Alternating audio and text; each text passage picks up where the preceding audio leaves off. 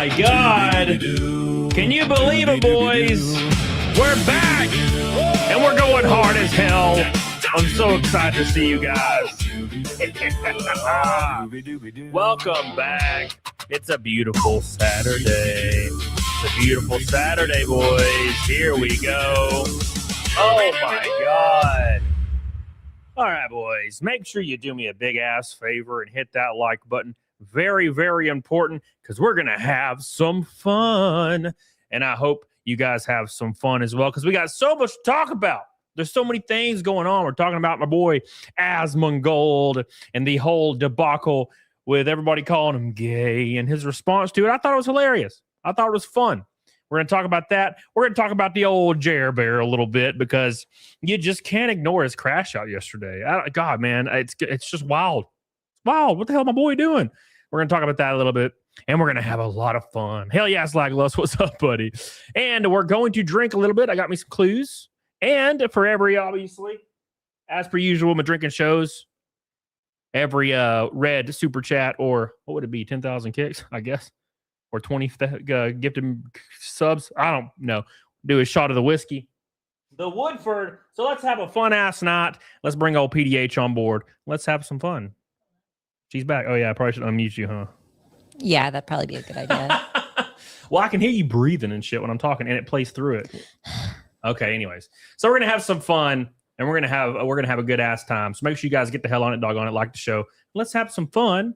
And yeah, let's get on it, dog on it. Billy says, glad to see you, Cody, tonight. Will you start game streams? Yes, I think tomorrow. Well, definitely tomorrow. I am streaming on Kick tomorrow a game. Now, I wanted to play Resident Evil, but then I saw the Backrooms movie, and then I realized there's like 100 Backrooms games. So I want to play Escape the Backrooms, which is generally the most popular one.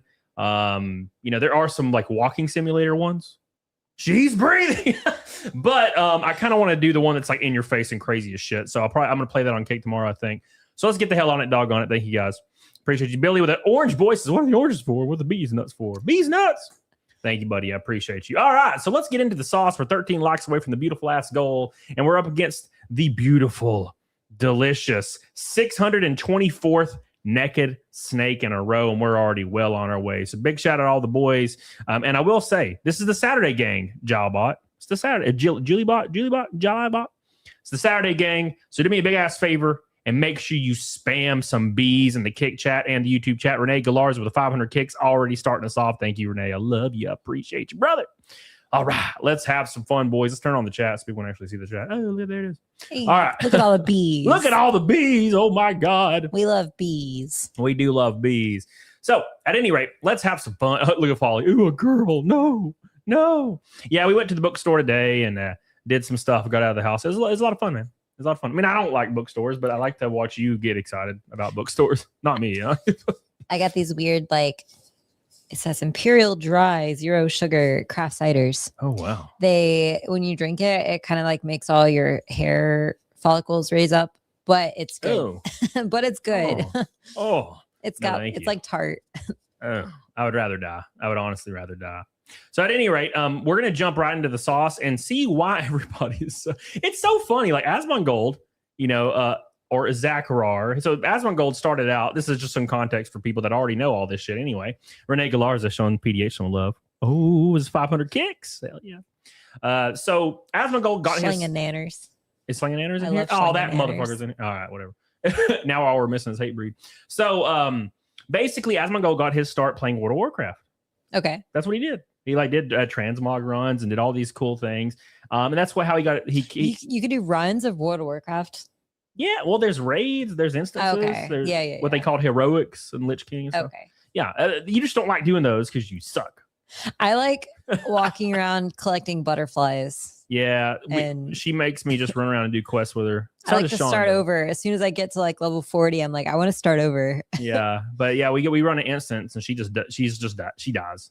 I have to like protect her the whole time. I lose aggro once. She screams at me, which is funny. It's like old fashioned WoW. You're like an old fashioned WoW player. I lose aggro for a second because I miss my mocking blow, and you're screaming, "Why you lose aggro?"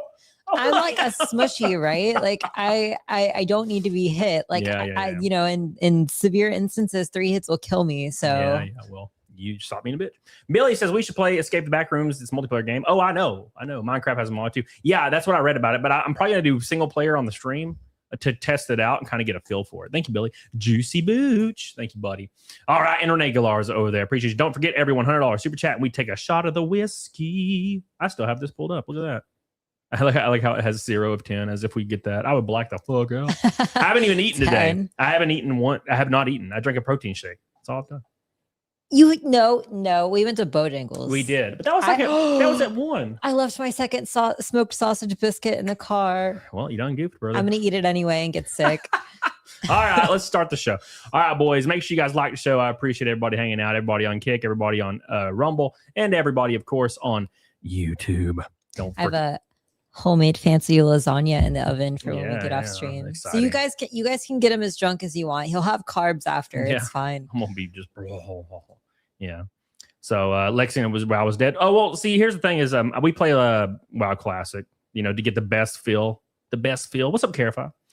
All right, so here's what caused a lot of drama, like right off the bat. So Asmongold tweeted this out in response to people being like, implying, what is the most, I guess, generally attractive gender, right? I guess. Okay. Look at the dogs. Look at them. Like whether it's like in nature and in humanity. Yeah. Like if men or women are more attractive, right?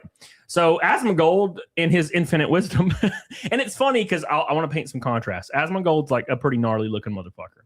He knows he does. He's like Sean, right? Okay. Like Sean looks fucking terrible, but he's fine with it. I think he's gay. Okay, well, we're getting there. Anyway, men are more attractive than women. I mean, does that not like say it all? Like, is that not like? I mean, that's fine. It's okay to be attracted to men, but like, true.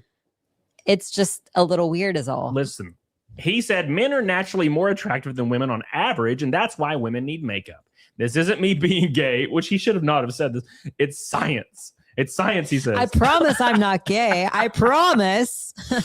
This is like when like a bully in the locker room in 9th grade, not speaking from experience, obviously, but he makes you like suck him off and he slaps you. And I'm not gay.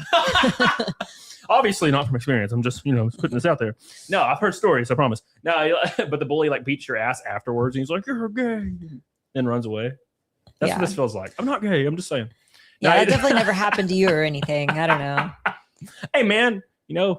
Don't knock it till you docked it. Look at the peacock or cardinal, male versus female. Females are getting mocked, bro.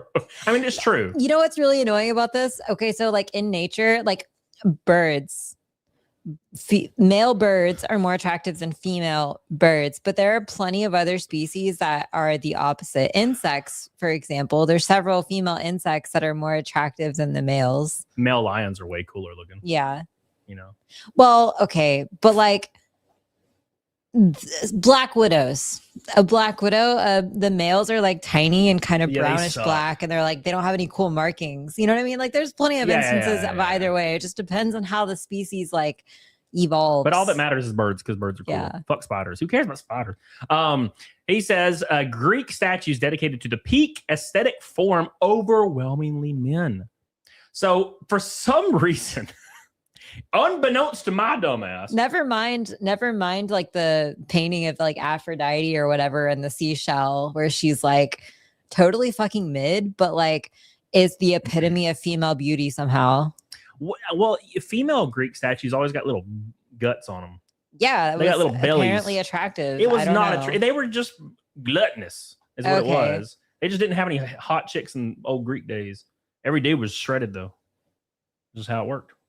All right. I don't know. Like I see those tweets all the time. And it's like girls, like OnlyFans girls, will show a picture of like a frump, like a little a fupa in a like tight dress, and they have okay form, but they got a little bit of fupa. And it's like you're telling me the whole time guys liked this, and I'm like, no, we don't. You're just no. You're a liar. At different points in history, there was different measures of beauty. Like at one point, being fat was attractive. I don't know. Never was. That's called a cope. Maybe it was. Maybe they're lying. Like that's how they documented it in history during their time, and then like it was all a cope. That's totally possible. Can we get some fat emojis on the Kick side, please?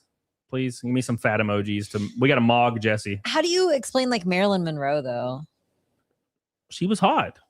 she like literally looks exactly like all of those Greek. She was not. She did floopy. not have a flat stomach. She wasn't floopy, bro. Okay. No. All right. Google pictures of Marilyn Monroe. Just like at her peak, right? Because like after her peak, she did get really thin because she was on a lot of like drugs, right? Well, that's a good thing. Yeah. And so like after her peak, after she was deemed like the epitome of female beauty, basically, that is when she got really thin. Actually, it's strange. Yeah, maybe it's the cocaine. You know, Nick always tells me. Yeah, it probably was. I'll be like, I'll tell Nick I'm about to go on a cut, and he's like, just do cocaine. I'm like, Nick, I'm not going to do that. Okay, all right, I have morals. Okay. I don't. So Hershey 90. I don't think someone who puts out a lot can become famous unless they're just like that attractive, though, right? Like, so okay, she put out a lot. Like, so did a lot of like hookers back then. I'm sure. Like, why weren't they symbols of? Well, she was a famous hooker. I mean, she like basically she was, but like, I don't know. Do you know how many like models and like small time actresses or maybe small time music artists? They have a side gig where they get like ran through by NBA players for like $10,000, $20,000, $50,000 a pop. Okay, but there's a ton of women in entertainment, like in music, that will also do this other stuff. Why? Right. And why are they valuable though? Because they're considered peak attractive too, though, right? Well, like like a mid female can't just go do that, right? So like that's what I'm talking about with Marilyn Monroe. Like she had like the pudge that you're talking about. That's in those it wasn't pudgy enough. Okay. It was fine. It was. Minor Gain says women wear makeup for their lack of aesthetics. Most women look subhuman without it, but have the nerve to say most men. I will say that I tend to agree slightly, but there are women out there, like when you don't have makeup on, you still look the same to me. You look pretty. And I've met a lot of girls like that, but there are some girls out there that look like fucking monsters without it. Yeah. Like their eye bags are sunken in like 4 inches, like Jeremy Hambly and shit. I definitely look a lot better with makeup. Like that's. Well, I think every girl will. And so what he's talking about, I think, is like a recent phenomenon. Like women. So first of all, I think wearing makeup and plastic surgery is obviously that's going to have impacts on the gene pool, is it not? Like usually women would be chosen for their beauty and they would procreate or whatever with men. And now it's like, women are getting plastic surgery. They're wearing lots of makeup. Like, first, that's not my first point. My second point is that we're so used to seeing women with so much makeup that our beauty standards have completely changed. Whereas for men, the beauty standards haven't changed that much. Where men do get plastic surgery, they do work out their jaws and do things to make themselves look more like physically attractive. But at the same time, like not nearly as much as women. I will say that look at popular paintings from back in the damn day, and it's a bunch of goblins. Yeah, well, and there's like that whole phenomenon about like peak attractiveness within what is it, royal families where they had incest. Like it was an incest look. Like there was a look that they had from being incestuous. Yeah. And that was like peak attractive to them for some reason. I think if you take the Mona Lisa, for example, like the Mona Lisa, she's a monster. Yeah, she's not pretty. She's not royalty. She's just a monster. Yeah.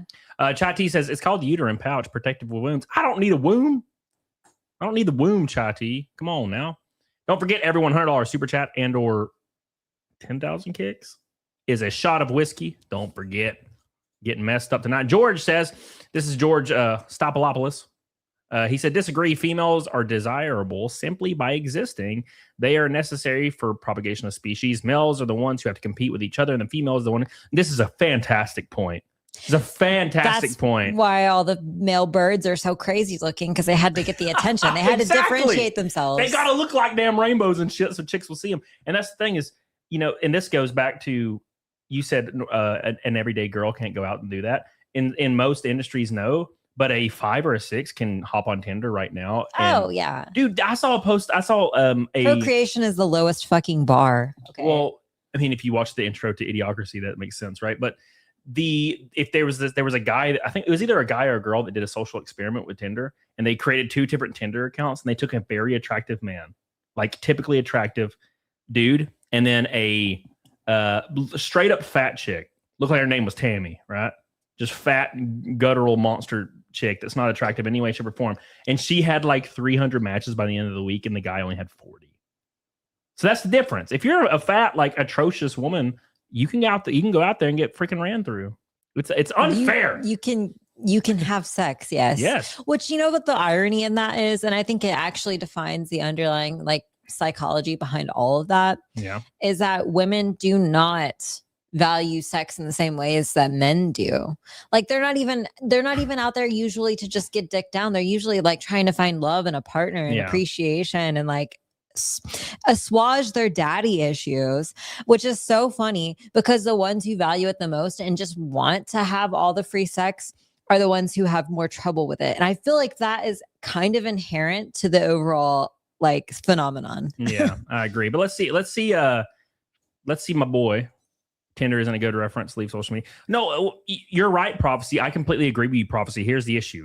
Is that's the game now. I've had guys that haven't been in the dating pool for 10 years get a divorce and come to the gym with me, and they don't know how to do it. And I'm like, I'm going to be honest. It sucks. But Tinder's where you start. It's just it's different now. Now you can go out and meet chicks, but they're talking to like 5-6 different dudes right now. Like right now. You're also almost like a decade out of practice though. Things are probably a lot different now because I feel like society has been like changing to such a exponential degree and just in the past 10 years, right? So like if it's been almost a decade since you're talking about like your Tinder experiences, who even knows what it's like nowadays? Yeah, I wouldn't know what it's like, to be honest. It's been so long. Let's see. So here's our boy's response. We got a lot on Asmongold today. Asmongold apparently got invited to the White House, which is funny because you just know what's going on, right? It's this whole thing where this administration's like, we need to get these guys that are big streamers on board, because that worked actually. It like totally worked recently, but I don't know if that's going to work this time around. You know, we're fatigued. Everybody's fatigued in every way, shape, or form. Congratulations, Slaglust. What did he do? He said he lost 60 pounds and he has a date coming up. Based. He's a fit. I wouldn't be surprised, brother. I wouldn't be surprised. All right, let me take a big swig. Modern dating's cooked. Dude, you ain't lying, Joe. You ain't lying. Make sure you guys like the stream, by the way. We're almost at 200. So here's Asmongold's response, by the way, to people being really, really pissed about his statement, basically saying men are more attractive in general. I need 25 intelligence, right? Or 25 dexterity. I'm a refund. I'm a dexterity. Not helping Asmon gay allegations. I thought that it was funny. I always find it funny, like how there are some people, it seems like they're kind of like, maybe it's just me, but like, I don't really think it's a big deal if people call you like gay or something. Like, I just think it's funny, really. I don't think it really that seriously, or, think it's a really bad thing. So it's always weird whenever like I'll say something, like, it's always like you have so many people that are trying like so hard to like not appear gay. Like they're so afraid of like being seen that way. And it's just, I don't even know why, why you feel that way. It's just, people trying to have fun and talk about it's complacent. Yeah, how beautiful you must have been in your I've just never felt that way. I think he's stammering a lot. He might be gay. He's stammering a lot. He's usually pretty quick and concise. I like his point though. Like, there's 100%. nothing wrong with appearing to be gay. Like, I don't know. I do think it's weird when people are like so worried about it. Like, I don't know. Well, speaking to his point about it doesn't matter if people think you're gay, I completely agree with that, but it is funny to watch people. So the only caveat is that women are going to be a little put off by that. When it reaches a certain line, women like a little bit of gayness in their men. That's all I'm saying. Like they like it when they're a little bit like, Anyways, he's gay. No. You read between the lines.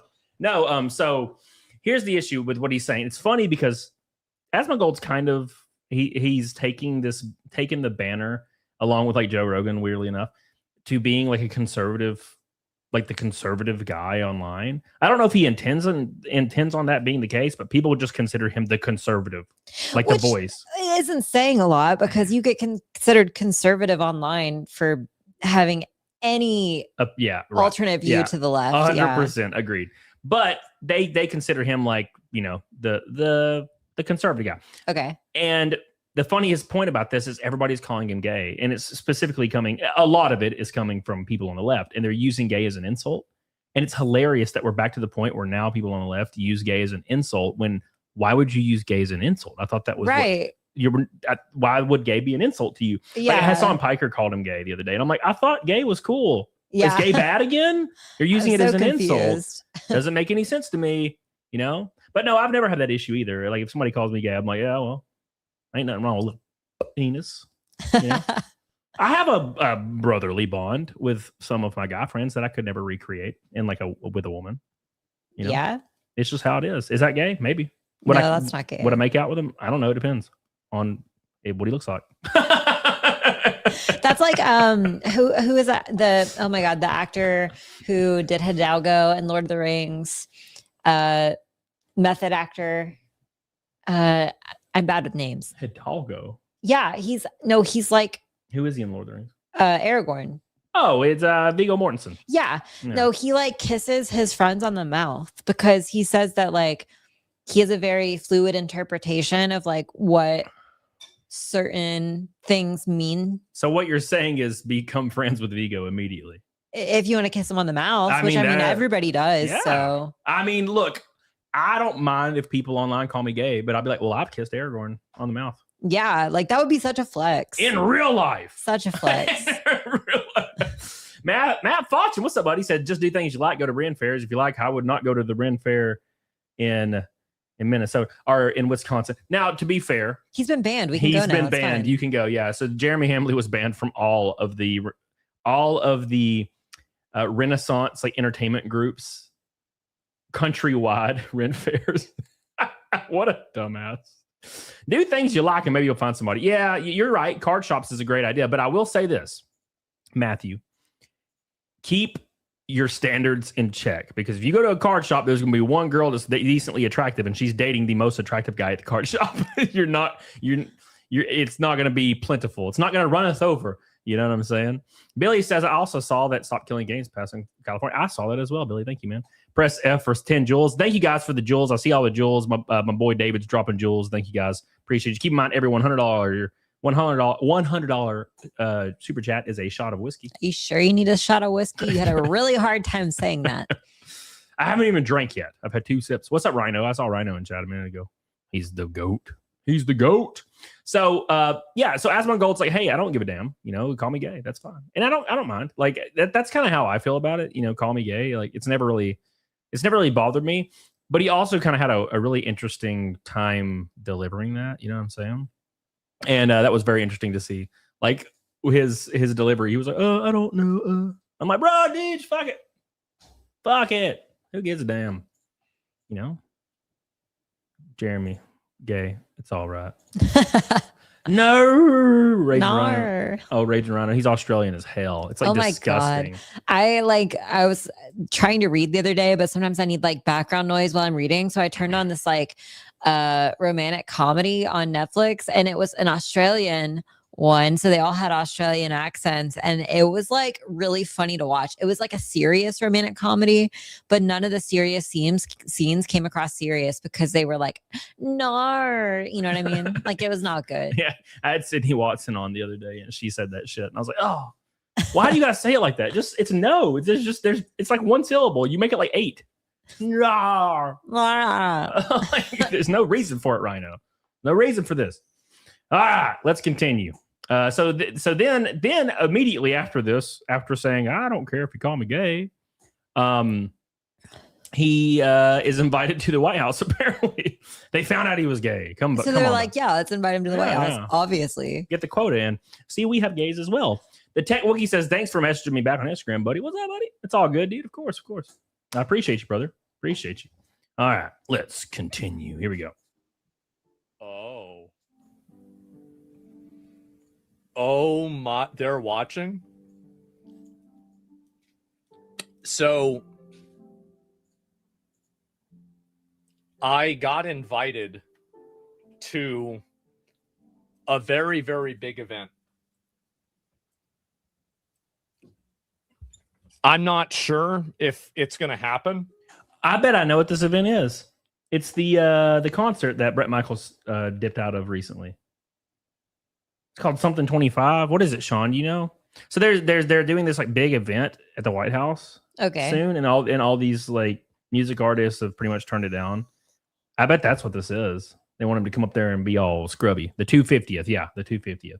You imagine Asmongold up there in a white t-shirt, like at a podium. A bunch of artists just like go. Bret Michaels, even like he pulled out of it. Bret fucking Michaels. That's you could pay Bret Michaels $20 and he'll come to your house and play music for you. That's sad. I'm just saying, like I want to know who all denied. Oh, it's been all over Twitter today. There's tons of people. Oh, is it a UFC fight, John? I know that's coming too. There's a UFC fight at the White House, which people are like, that doesn't make sense. It's unprofessional. I'm like, bro, they had boxing matches regularly with Teddy Roosevelt, right? Yeah. And he even boxed in some of them. Imagine going to the White House and Trump is boxing. Yeah, and you step in the ring and then Trump's like, all right, let's go. It's gonna be the best fight, you know? And then you kick his ass because he's like 100 years old. But I'm just saying, it'd be like Teddy. Imagine going to the White House and Teddy Roosevelt gets in the ring with you with his shirt off and he's like, see, man. And you're like, oh my God, he's gonna kick my ass. I feel like boxing was a lot different back then, though. People didn't die as often. I wonder if part of them denying or like turning it down is like more of a security thing than like a belief issue. Like, because it seems like a target, like the 250th anniversary. It seems like a target. Yeah, I see what you're saying. Yeah, like internationally and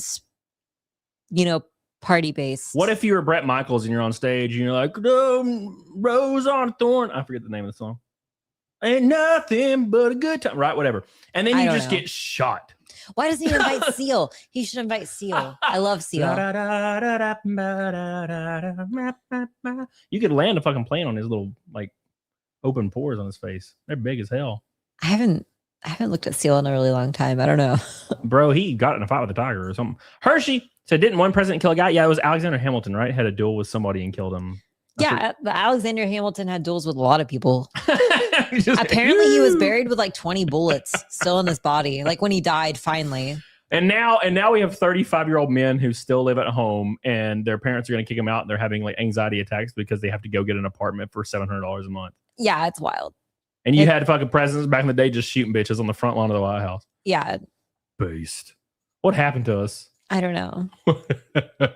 Bring back dueling though. Yeah. Like for real. Like if you really believe in something, be willing to die for it. Because like people, I don't think half the people nowadays are willing to die for their like the hill they want to stand on, you know? Yeah. Yeah. I mean, I don't know. I think the closest, not personally anyway, they'll send somebody else to do it. But I would say the closest thing we have. Haggis, are you talking about the DMs from two days ago? I didn't see a new one. What's up, Mandy? BS, how you doing? So yeah, I don't know. I think the best example of that is when Trump got shot in the ear and he stood up and he was like fucking. Yeah, that's like the best example we have of anybody like doing something that's like quote unquote badass. Yeah, but unfortunately we live in a time now where if anything like that happens, they're just like, if they don't like you, they say it's fake. If they do like you, they're like, oh. Yeah. So it doesn't have any meaning. Yeah. Objectively, I don't care. Like, well, okay. So here's the thing. A lot of people that say it's not badass are saying it's not badass because they think it was also faked, right? Yeah. So if you thought it was fake, of course that's not badass. Of course that's really lame. Then it gets gay all of a sudden, right? Yeah. Yeah. Anyways, let's move on. Let's continue with this video right here. But it might. We'll see what happens. They'd have to pay me. I'd be like, okay, you got to pay me $100,000 to show up. Yeah. And so I don't want to get into specifics. I'm not trying to get into specifics. But I will say that my understanding is that there are people that are involved in the government that are aware. They're aware. Is this suit mandatory? Yes. They're aware. Yeah, no shit. They're aware of Asmongold. I mean, he's the top watch dude, right? I mean, look at how many like leftist politicians parade around with Hassan Piker, and that dude actively calls for the death for people all the time. And these politicians don't give a fuck. Asmongold doesn't say literally to kill certain sitting people. They'll do anything for more fan base. Yeah, but like, so why would you be shocked if Asmongold does this? You know, I mean, he's kind of normie-ish when it comes to these kind of things. Like, he's extremely like normal comparatively. Yeah, I mean, I'm pretty sure Hassan Piker literally said on stream to just kill Rick Scott. And I'm like, what? What? And then 2 days later, he'll be hanging out with the mayor of New York City. Like, they don't care. Like, they don't give two fucks, you know? Yes, a suit would be mandatory. I you know what I should do? I should go to like, what's a really good suit maker? Like, should I just try to find like a referral from a guy that I know? And I have to find like a random Italian guy that like lives in like fucking some random place in LA. And I fly out and like have him make me a suit. And I give him like 15 grand or 20 grand for it. Like, or should I just go like, cause I feel like that is like, that's way more, by the way, that is like infinitely fucking more of a flex than like getting a Armani suit, in my opinion, because like that's the kind of thing that you do if like you don't need to flex that you have money, you just want to look good. So the Justice Department, I think that they probably have seen some of the things I've said, and I'm glad, right? Which well, it'd be funny if he showed up in a non-fitted suit from like Walmart. It'd be hilarious. That's what I'd do. Fuck it. You know, it's hard to get a fitted suit for my dumb ass. You know what I'm saying? Yeah, you need one that's like tailor made. You're not normal shaped. I'm a Dorito. I'm a damn Dorito. Hey, guys, do me a favor and like the show on Kick. Make sure you send some bees. Shout out to Renee Galarza. Biggest super chatter of the night, of course, is Mr. Billy Hatcher. Every $100 super chat, and we take a shot of whiskey. Don't forget. I appreciate all the people supporting your boy today. I love you. Get the hell on it, doggone it. Pink and a red from a rainbow night. By the way, is like people say, oh, you've got no mainstream motion. You don't have people that care. Well, would you rather have people on Fox News talking about you? Or would you rather have people on Fox News talking about what the government is doing that happens to be the same thing that you said? I don't know. I mean, look, guys, it could be either one. It really depends. He's being really vague, but I think that would be fun. What's up, April? How you doing? I think that would be fun for him to just show up at a thing, but I also don't think it would behoove him too much, because I think the opinion on just politics in general, you know, regardless of your left, right, center, doesn't really matter. I think everybody's experiencing insane amounts of fatigue.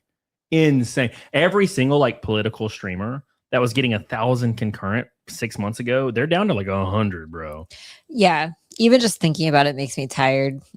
Yeah. It's just, I mean, it's kind of, we're at that generation, right? We're part of that generation where we've all experienced it before, but where we have went drastically one direction, drastically the other direction. And I mean, like literally the drastically one direction from the other, right? From like senile Biden, you know, naked trans people on the lawn of the White House, like no shit, right? All the way to Trump and, you know, patriotism, blah, blah, you know, just raw, and nothing's really changed. Everything kind of sucks. And that's kind of the way it's always been. Everything just sucks and everything just keeps getting more expensive.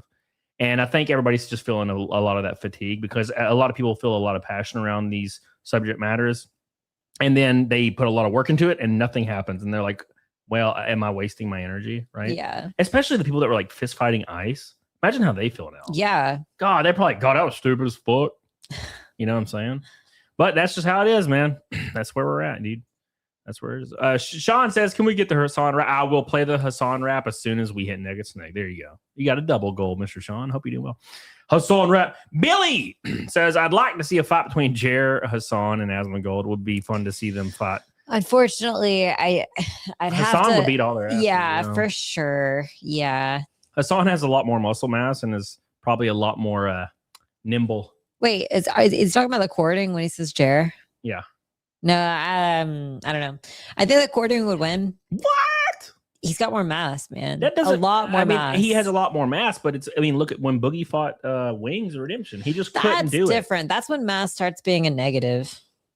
Jeremy weighs that much. He's like over 450 pounds. Easily. Oh, is he? Yeah. Oh, maybe that might be detractor. He's gonna be doing this thing like swinging wide and getting punched in the face 600 times. I don't think he'd connect then. He'd be fucked. Yeah, he'd be fucked, bro.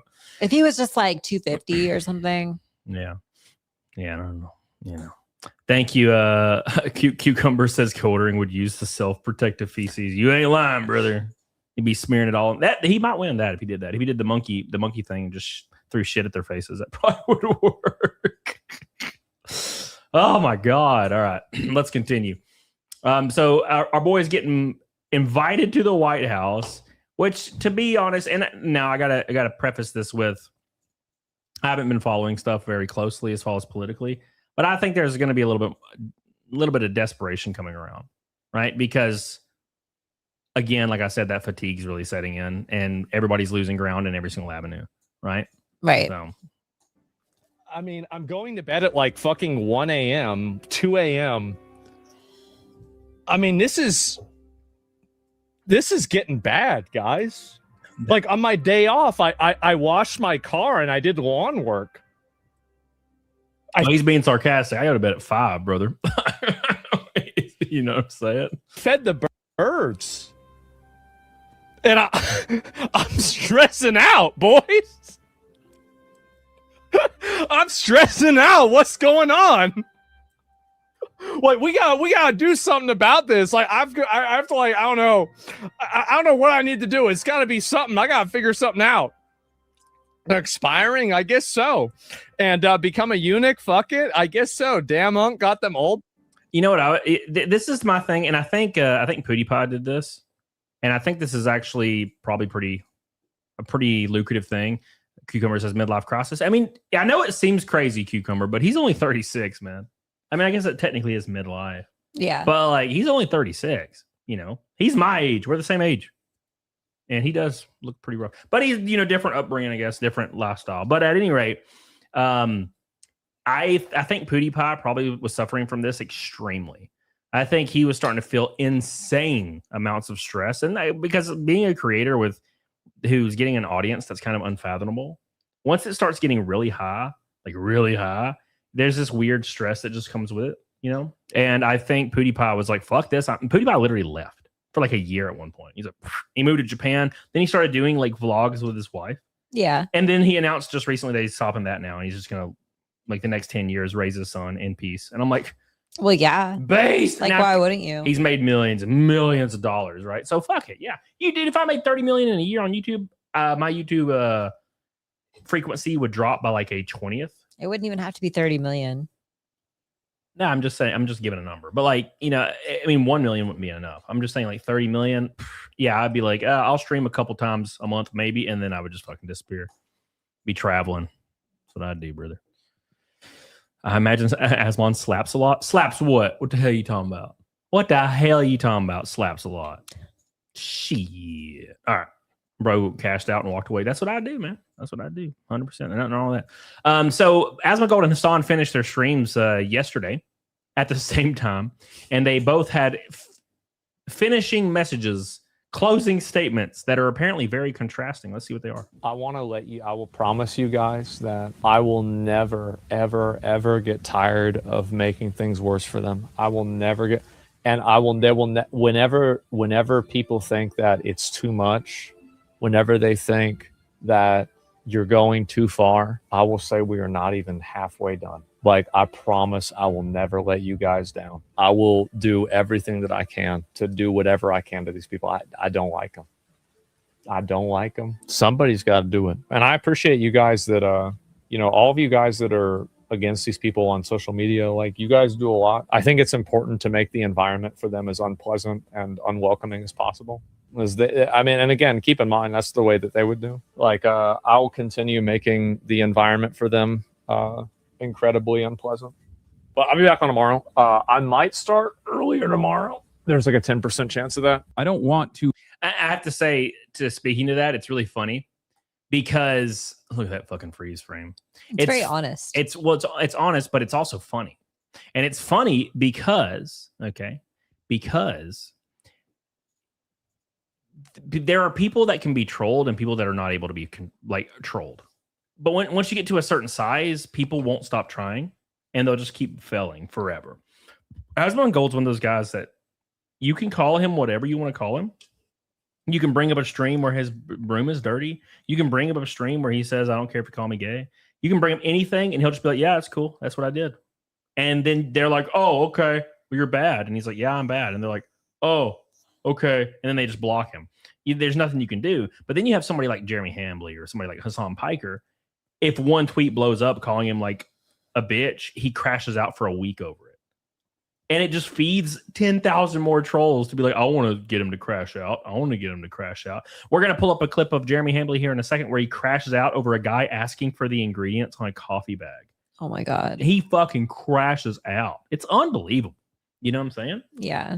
Asmon's modern day. That's when you know someone is like literally operating thoroughly through their ego at all times. Oh, when someone can just take criticism and like take it in stride and like either, you know, do something about it or just say, yeah, I don't care. That's when someone's purely not operating off of their ego. They don't care about their ego. They're not self-involved. But someone who's very self-involved and egotistical is definitely going to crash out. Yeah. Somebody in chat said I need to stop picking my nose. I have a hair and it's fucking touching me. And I keep grabbing it and I can pull it, but I can't get it out. Mal hairs are really like, they're like this long and they're so thin. Like you can barely see them in the perfect lighting. You can see them. There's some on my mic right now. Yeah. You would never be able to see it.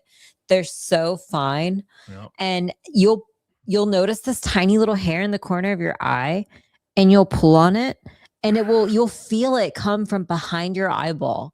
Like you pull on it and it just keeps coming and it's like this long and it's crazy. And they get in your nose too. And you'll pull them and you'll feel them coming from like your fucking brain.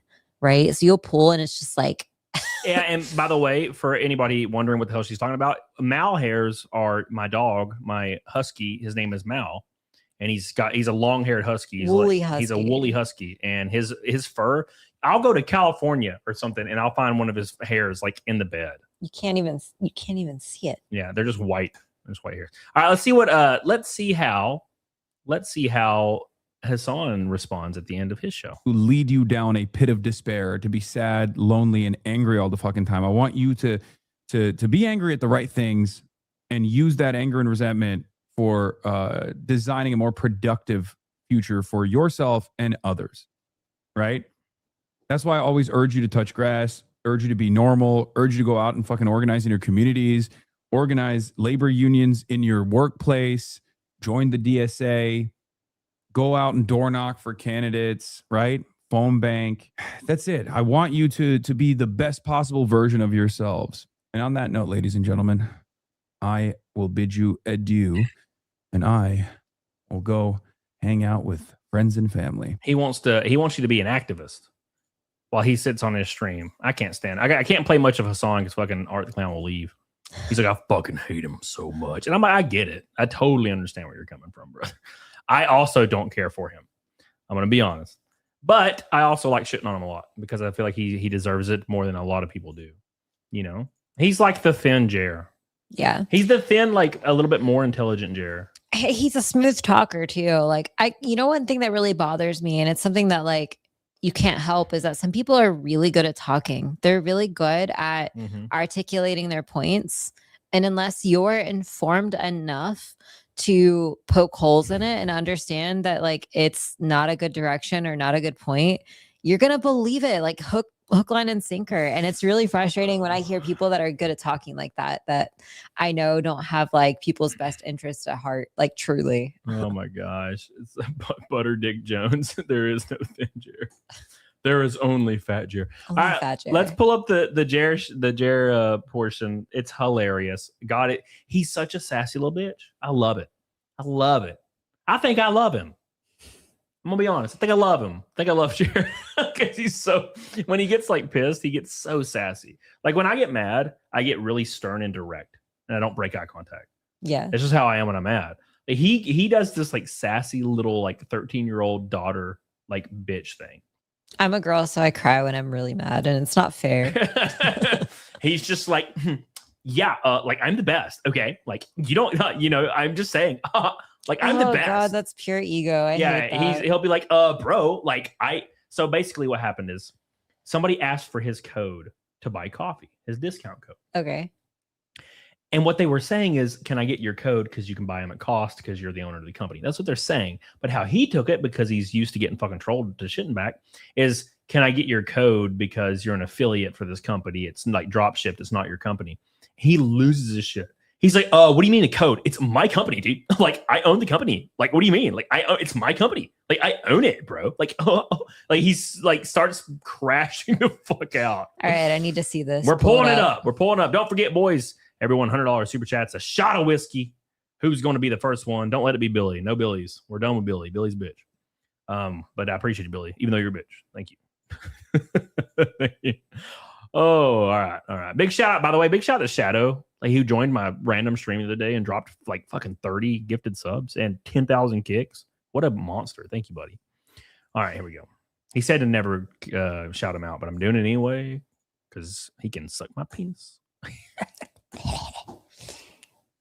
I would let's see.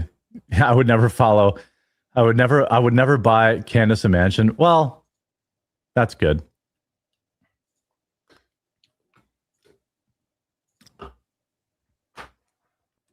That's good. This is all of his streams, by the way. It's just complete dead air.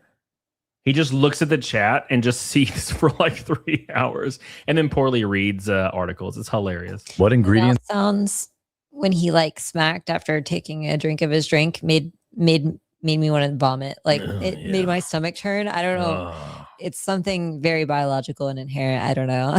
Oh, well, he's one of those guys. Like, you remember how we were having a conversation in the car the other day? Yeah. Where I said there's some guys out there that there's something about them. Like, your biology screams to like remove them from the gene pool. It's like this old primal like caveman thing where it's like, get rid of that. We can't have that like reproducing ever. And I'm gonna say something a little controversial here. Like, at least here with like his facial hair and stuff, like, he's not unattractive. Oh, I said it was controversial. He's not like I couldn't like put my finger on what it is that makes me just like, ugh. You know what I mean? Like, I could objectively say that he's okay. Like, he's not like a goblin. He's not like, you know what I mean? So like, attractive was the bad word, because attractive is like an inherent feeling, right? Take that back. Like, on paper, the way his face looks here is not like, what is the word? Attractive is not the right word. Let me take the bad take and try to turn it into something that's not terrible. So what you're saying is he's sitting at a decent angle. He doesn't have a monster gobbler, and he has a hat on that's not showing his completely bald skullet. Yeah. And his camera is angled directly at his face, so you can't see his literal moon-shaped body. Yeah, no, I'm not taking his body into account at all. There's plenty of girls in the chat that say they know what I'm talking about. Okay. I'm just saying, like, on paper, he's not like ugly, right? Like, I'm just saying, like, his face, his visage is not ugly, but there's something inherent underlying that's like unattractive. That's where I need to use the word attractive. I see what you're okay, here's what you're trying to say. Like, he's just looks like a guy. Yeah, he just looks like a guy. Okay, all right. Yeah. Okay, yeah, that's what you're saying. Now, here's the thing. You pop off his hat, though, and you turn on some lights, and his bags under his eyes are huge. His beard is relatively unkempt. He's got a skullet. Oh, yeah. And and there's a picture of him standing up, and look, dude. No, I can tell by the shape of his chest. Like when he took a drink of his drink, you could kind of get the essence of what his body is shaped like just by the shape of his chest. You know, something is not right. All right. Well, you know what? Like, you know, when people can be overweight and still look like normal, and then there's people that become overweight and it's almost like something warps. Oh my God. Something looks amoeba-esque. You know what I mean? Now look at him. I could save him. No, this is not. I said it was controversial. I was just trying to make a point that like sometimes, oh my God, like the ugliness is permeated from within. You know what I mean? Like it's a smell, it's a taste. It's not like, you know, like someone looks like just the most ugliest person you've ever seen. but somehow they are, you know? Yeah. Okay. Anyways, you're gonna change everything that you think here in about 3 minutes. Here we go. Okay. Good. Start in the bourbon flavor coffee. Well, you can read the website. I'm on the site. What's your code? There's no code. It's my company. I own it. I own it. So you don't even need it's my company. So anything you buy there goes directly to the team here. Like you see how he says that. Clears is like he does like the Yeah, thing, like he's pissed. He's pissed, and he's got a bunch of shit in his mouth because he's a fat guy, and that's just how fat guys are. But like, no, at every given opportunity he has to say that he's rich and has a company and is successful, he like literally gets giddy and like starts shaking. He wants to like scream it so bad because that's the only thing he values. The only thing he values in life is finances and perceived success. Nothing else matters at all. None of it matters. Not even remotely matters. You know what I'm saying? It's not another company. It's mine. It's like he's going to say that over and over. My company, my company, my company. It's my company. It's my company. It's like, okay, bro. Like he was asking for the buy at cost code and you couldn't decipher it because you're so ready to fucking fight everybody. Anyone else going to see Pressure this weekend? I don't know what that is, but I do know that there's some sort of car thing going on this weekend. And then there's something called Smoke on the Water in Wisconsin. Oh, he's talking about Amazon code. You know what I would do if I was Jeremy? I would not ever mention a place that I might be interested in going because your happy ass is going to get banned from it. Yeah. Preemptively. Yeah. Don't ever say, oh, I'm going to go to this thing called this because everybody's going to be like, yeah, call that fucking place. Show them the Ren Fair clip. You know what I'm saying? There's no code. You just get the price. The 50% off is just already set on the price. You don't need a code.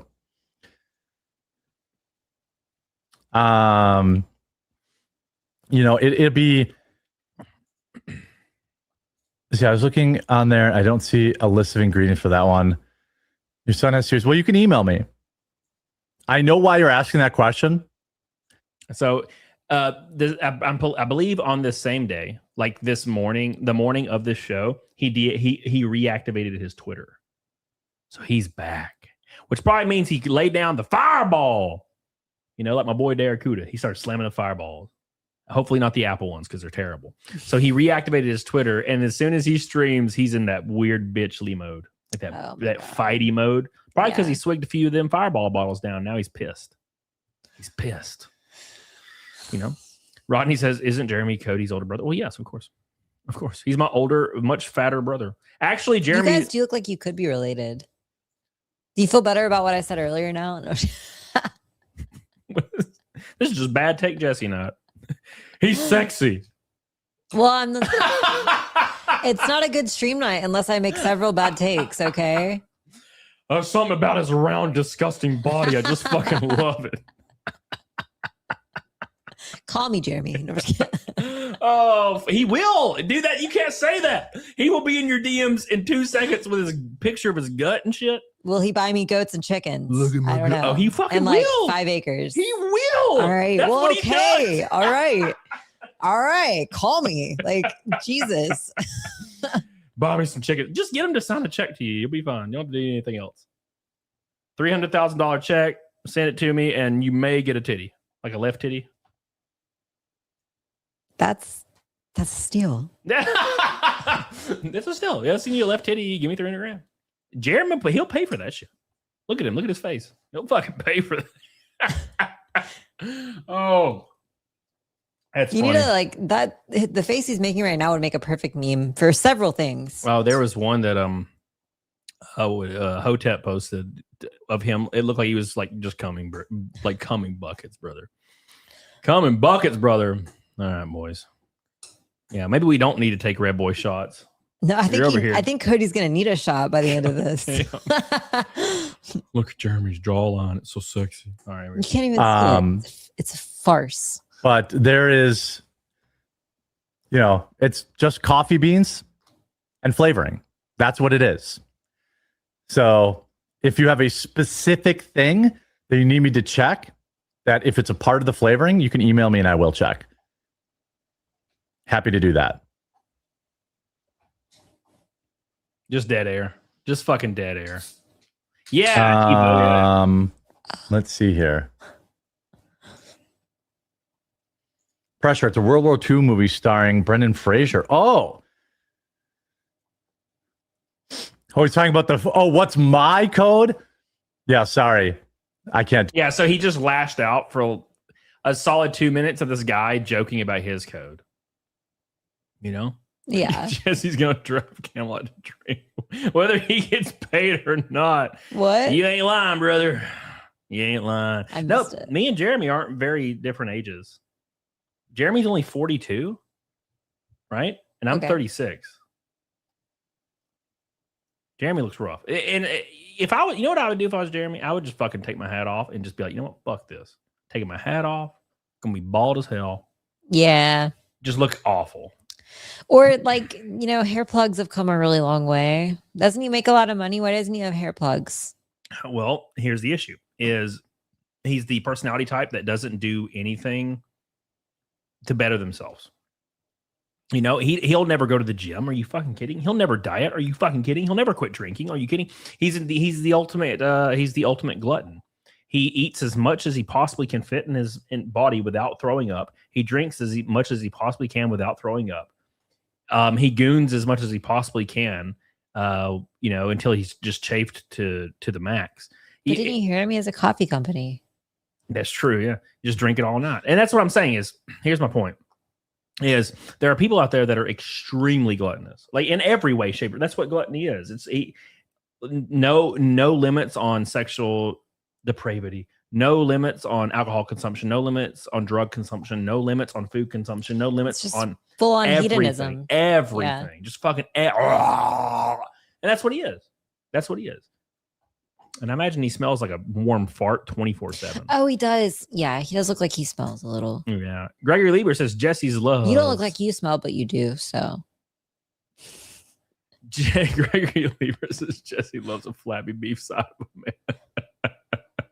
oh, she's talking about you. No, Gregory Lieber. Does that sound like a she? Oh, I T-Bone. don't know. Minimal Effort says he's full of it. I work in food industry. Flavorings that you add to things only say natural or artificial flavor on their ingredients. Yeah, and also he uses Google AI, and I'll tell you right now, Google AI is completely wrong about everything. Google AI is always wrong. It will tell you the opposite of the truth. It does. It's Google crazy. AI sucks. It will tell you the exact opposite. Actually, all AI is pretty poor. I think Grok's probably the best, but Yeah. we were doing that quest the other night, the Paladin quest.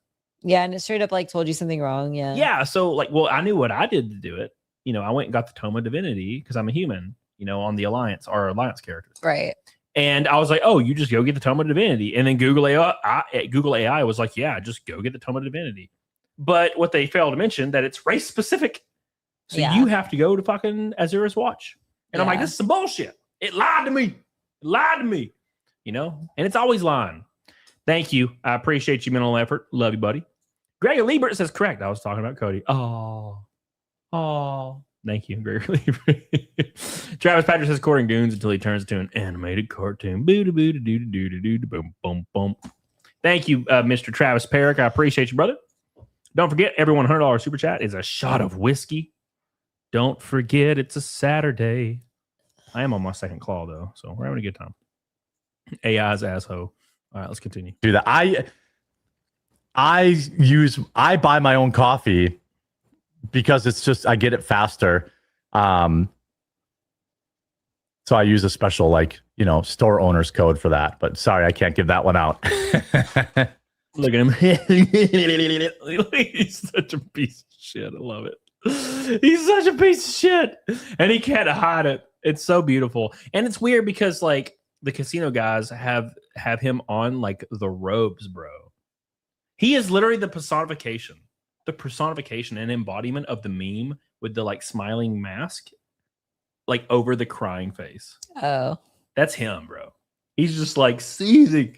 He's seething. It's so sad. It's so sad. But for some reason, it's something really funny about it. And I can't. Oh, I guess that's why everybody loves it, right? He's a puddle of a man. Wouldn't it be more efficient to have that on the listing? What? I know why you're asking, low tier. I know who you are. I know where you're from. What? Wait, That's weird. Oh my God. What do you mean, Jeremy? What are you trying to say? I will find you. I know where you live. He's going to send the bull over to you. The bull is his personal hitman. Just come kick your ass. But Oh my God, wait, look at that. Kino has doubled Jeremy's SSRI intake. I love that. That's funny. Oh. He got all. What's up, Caro Lily? How you doing, baby? Oh. I know you think you guys, there are some people that were like, oh my God, we got to call the FDA. The FDA does not regulate coffee, you fucking retards. Fun. Look at how smug he is. He got your ass. He thinks he's got the W. What's your evidence? I used Google AI, which is definitely totally always right. Oh my gosh. Fact. All these people tried to bring my coffee company down, and all we did was have a record month in sales. So thanks for that. He's so rich. He's so powerful and rich and attractive. And so far in this small clip, he's mentioned he's a successful company owner 3 times, and he's extremely rich. And this is like the first. This is the first time he mentions his record month. He's going to mention it like 10 more times in like a 2-minute clip. We broke records. I'm so attractive, brother. Attracted to some on stream, Hershey. Yeah, you ain't lying, brother. My days are numbered. Jeremy's mistress is still your girl.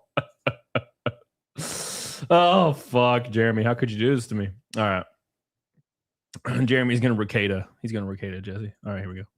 Retards. Thanks for that. Best month in a long time. And here he goes, pulling up his phone to text some of his mods. Like clockwork. You don't have to list every little chemical, every little ingredient or chemical on coffee. But why not? Flavored coffee must include a full ingredient list on the packaging. Yeah, exactly, 100%. But unfortunately, plain coffee doesn't have to. Yeah, plain coffee is not regulated by the FDA, but flavored coffee is. And he'll Google it, and the first thing it says, he'll be like, "This is the truth. Yeah. This is the truth. This is all I need." With that evil laugh, yeah. He's like Skeletor, except obese. That's not the law.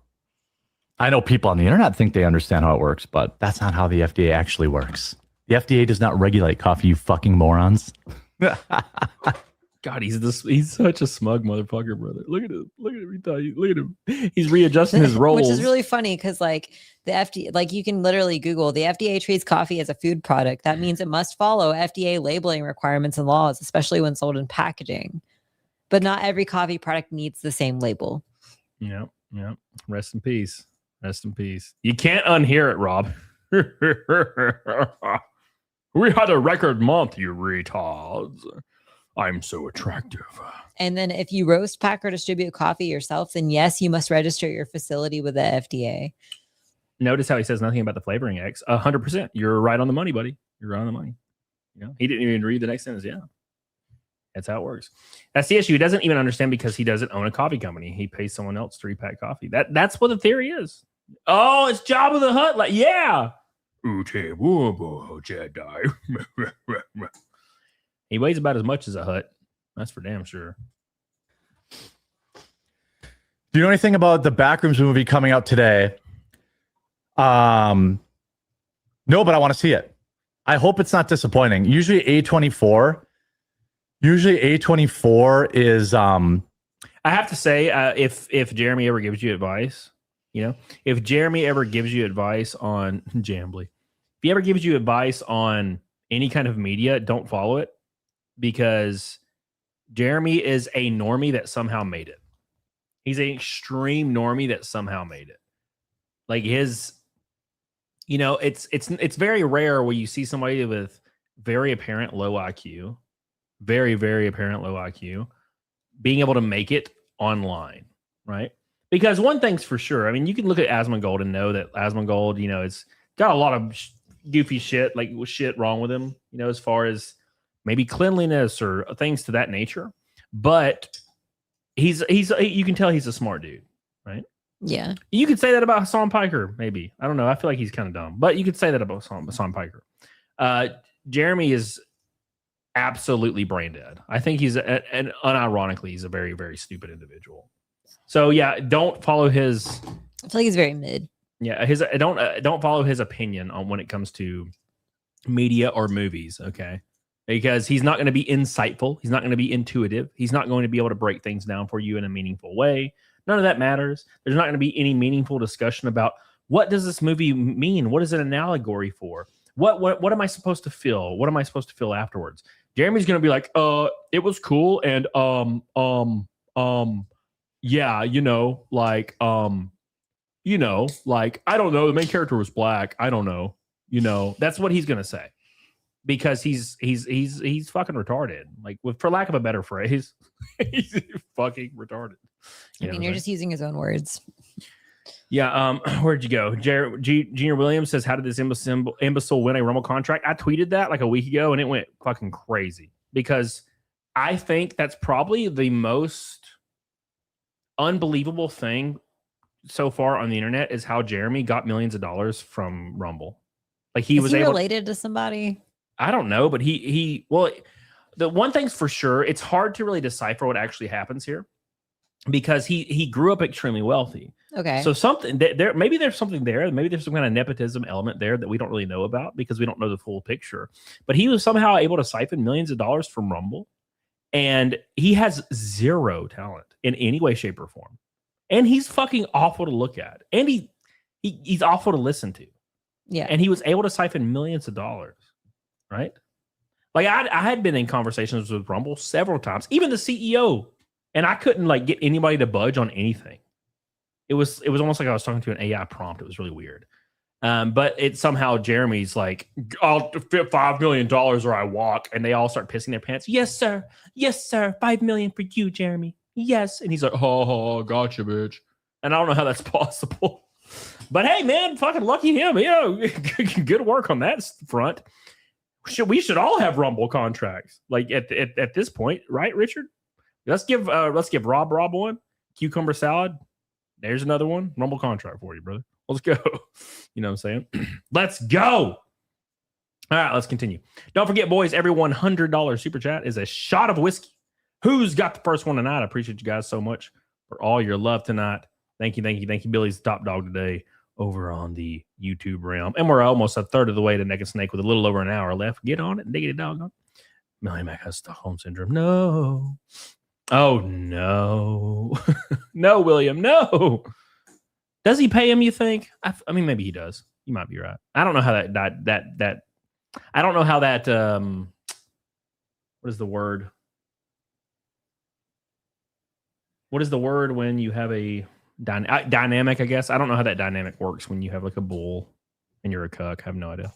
It's more hits than misses, so I'm excited to see it. But it also has like the it actually could stink, That was his that was his extremely intuitive thought process leading up to the Backrooms. It could be good or it could be like bad. I don't know. And that's why you don't take Jeremy Hambly's opinions on anything. No shit. That's how things work. It could be good or it could be bad. Hey, man, there's a new fruit. It's called a blobble. Bite it. Could be good. Could be bad. Don't know. Okay. Yeah. Could be good. That's kind of how things work. It's either good or it's bad or something in between. And again, for all the tards, no, coffee does not undergo any kind of FDA approval process because the FDA regulates it as a food product, not a drug. Yeah, let's read a little further, right? It says coffee does not undergo a formal FDA approval process because the FDA regulates it as a food product, not a drug. However, the FDA officially recognizes standard black coffee as a safe and healthy beverage that must meet strict federal manufacturing and labeling standards. Like, you just had to read a little further, just like a little more. Look what Google AI said. I Googled it. Jeremy Hambly is the kind of guy that the way he uses Google is he goes to Google and he types in Google to pull up Google. I've actually seen him do it. Oh my God. He's that guy. He's the guy that unironically will go to the Google bar and type in Google to pull up Google. It's the craziest shit I've ever seen in my life.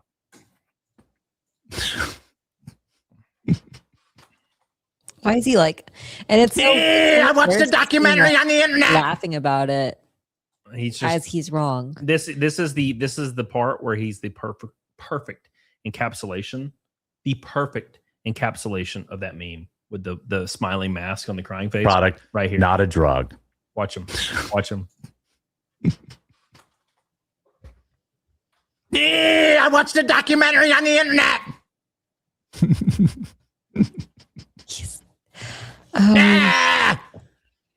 God, this poor fucking guy. Woo! Somebody help him. Jesus Christ. Unhinged. Help him, please. Will somebody send an ambulance to my boy's house? Fuck, brother. It's like getting to him at his core. Like you can tell he's like he's literally cracking. He's cracking at the seams. Oh my gosh, is that PS2 Chopper with 10 gifted memberships? Oh my God. Is that worth a shot? No! My man. Here we go. Oh yeah. Thank you, PS2 Chopper, brother. I appreciate you, brother. You're my man. The man is shattered, Wonderland. He's shattered. It's like the Pantera song. Shattered.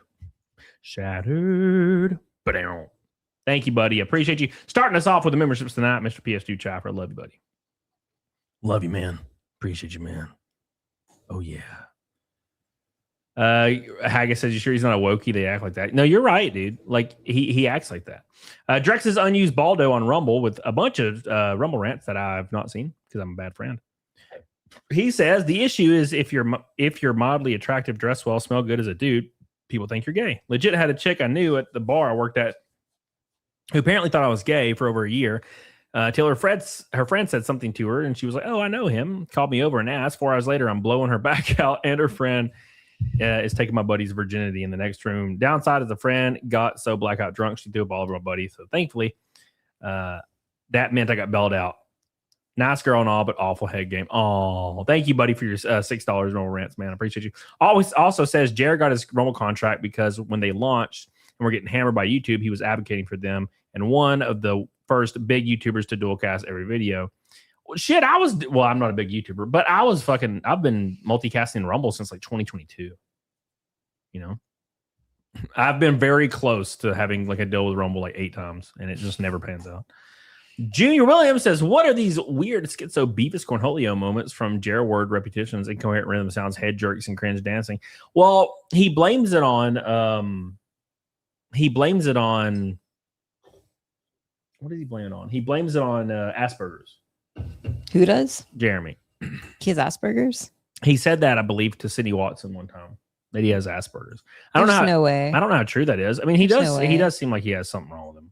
Because but like I don't know. Maybe it's a very like spectrum-y type diagnosis where like people who have Asperger's present in a lot of different ways. I don't know. Just I've known 2 different people with Asperger's before, and they were both very, very similar people. So maybe I don't have a good spectrum of understanding, but it's just, I don't know. PS2 Choppers has Asperger's. Look at that. One of my buddies that used to work out with me at the gym, he had Asperger's. And he was pretty normal. Like it was very, very mild. He seemed like a normal. He would say weird stuff sometimes. Like he would be a little bit too forward sometimes, and that was the only. Oh, really? Okay, yeah. Just a so little forward. my experience was that people are just generally kind of like interaction avoidant.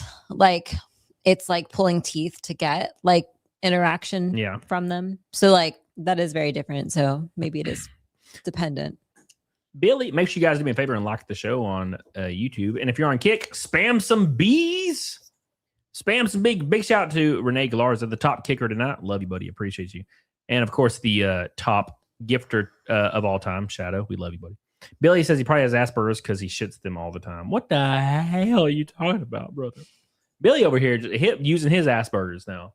Now everybody. I got it. I thought it was funny. And it's not funny. Billy, you should be banned. We should ban Billy now in front of God and everybody. Yeah, I'll show him. I'll make him put a sticker on the bag. That'll show him. Yeah, we won, internet. Okay. Yeah, we put a sticker on the flavored coffee. Oh, he put a sticker on it? Why would you do that? Why would he put a sticker on it? That makes no sense. It almost seems like he's doing the thing. Right? Almost seems like he's doing the thing, putting the sticker on there. I'm just saying. Seems like he's doing the thing. It cost me 1/1000th of a penny. Congratulations. Had the best month ever. Rich. So rich. Hey, we got him, guys. God, he's seething. I've never seen somebody seethe this hard in my life, bro. He's like shaking. I don't like this thing that he's doing. This weird sparking out thing. Like I don't know. I don't know. And why can't you just be like, yeah, we started putting a sticker on our flavored coffees to appease everyone. Like, why can't you just say that? Like, just say because it he has to normally. win. The thing about Jeremy is, Jeremy's the kind of guy that was never supposed to have an ego. He was like his genetics, his personality, everything around him. He was supposed to be a docile husband or forever alone, and that was his whole life. That was supposed to be how it turned out. But somehow, through the grace of Jesus, he made a career on YouTube and got, relatively wealthy from it. So that built his ego to the fucking moon. And he's one of those guys, and I've seen people do this before, where they get a little success on YouTube and they think they're Michael Jackson. Like they think they're at that level. I had a guy that or worse, it's like they think they need to protect their image. And so like when you say ego, like a lot of people that like present as ego forward are actually like the least self-assured people. Yeah. Like, I don't know. So here's the thing. He gets his ego filled to the roof, right? And I've seen people before that had like 2,000 subs and they were in my DMs and we talked back and forth about YouTube. And then they blew up to 100 or 200,000 subs 1 month because it was the algorithm went with it, and they literally turned into, they thought they were Justin Bieber. Yeah. Like they were like, you can't talk to me. No one can talk to me. You can't talk. Sorry, I can't have access to anybody. I'm overwhelmed. There's just too many people. I'm just so fucking famous. Those same people, two of these people that I've had do something similar have basically left the internet. That's how they lasted a year and they fucking got out because I guess they burnt out. But they thought they were gods. And that's Jeremy. Like Jeremy was never supposed to have this ego, but he has this ego to where he unironically thinks that he is a god. He thinks he's a god amongst normies and pathetic underlings. Like everybody's lesser than him. It doesn't matter how much he weighs. It doesn't matter how he's going to be dead in 2 years from a heart attack. None of this shit matters. Does he have this general like attitude towards everybody in his chat, like regardless of what they're talking about? Because I get the feeling that like, and I haven't watched him, so this is just like me throwing mud at the wall. But like, does he act like this towards everybody in his chat? Like he hates them? He's been acting like this for a while. I will say this actually. So, he mentioned to someone I know like a while back that he absolutely detests streaming and he detests his chat. He fucking hates them. And I'll never ever understand that because I've had 3 YouTubers tell me this now. Since I heard Jeremy say this, that's 3 people so far. I've heard 3 streamers tell me they fucking hate their chat. They detest their chat, and I'm like, I overwhelmingly, unconditionally love my chat. Even the ones that fucking hate me, I'm glad they're here. Like, I love these. Like, if I didn't have these people here, I wouldn't exist in this. I would be fucking working at Target as a district manager or something. Yeah, and wanting to die every day. But I get to have an awesome job where I get to hang out with people every night. And that's fucking fantastic. And people choose to support me, which is unbelievable. And when I hear other streamers say they fucking hate their chat, like they detest the people in their chat, I'm like, are you fucking kidding? This is why you're here, brother. It's very weird. Yeah. And Jeremy's one of those people. Yeah. He can't stand the people in his chat. That's why he like freaks out on them all the time because he hates them. Even the ones giving him money, he fucking detests these people, hates them. It's gross. I was trying to think about it from like a devil's advocate like side of things, like imagining when I was a server And a lot of times as a female being a server, like you get your best tips from people who are like absolutely gross towards you. Yeah. And I was trying to think about if there was a parallel between that and being on YouTube. But for a male, I don't think so. Like if I was, streaming on my own channel, and I'm sure there'd be plenty of gross people coming in, not just like, I don't know. There's going to be people in the chat that like obviously are like, hitting on you or whatever. And that's not gross inherently, but like there's always gross people that come around, and sometimes they would be the ones that would donate more. And I would probably have an issue with that. But like, yeah, well, the issue with Jeremy is he hates the people giving him money. He hates all these people, and he still gets to do it to a degree. Now he doesn't really make anything anymore, but yeah. And there has to be a reason why he like hates these people, right? So like if it was me and there was some people that I hated in the chat, it would probably be because I felt disrespected. But for him, like I can't think of a good reason why he would hate the people in his chat other than if he just thought he was so much better than they were. You know what I mean? Like I'm trying to think of like what reasons he could have for like hating his chat. Well, he unironically thinks he's better than all these people. Yeah. He thinks if there was a magic mirror that showed an image of him that he sees of himself, it would be a shredded 6'4", shredded, strong jawline guy, like with 16 supermodels on his arms. That's how he sees himself. He doesn't see himself as this gluttonous, horrendous, like fucking horrid example of a Homo sapien. He doesn't see himself as that. Right. Like all these people in his chat, even the ones that care about him. There's people. I mean, look, if you're a creator, there's going to be people that care about you. There's probably a good 10, 20, 30 people in his chat that really care about him. And he couldn't give two shits if they lived or died. He give no fucks. If Sean died, I wouldn't be able to stream for like a month. Because he's my boy. Real friend. He's my boy. He's a real friend now. Yeah. I talk to him every night, like on Discord. You literally talk to him every single night. Yeah. There's a lot of people in my chat that I care about. And you talk to Art every night. He sucks. Yeah, Hatebreed, we would never ban you for your fart jokes. We like your fart jokes. I'll give Hatebreed a fart. Wait, which one is it? No, it's not it. There you go. I forget which one it is. It's been a while since I pushed the fart.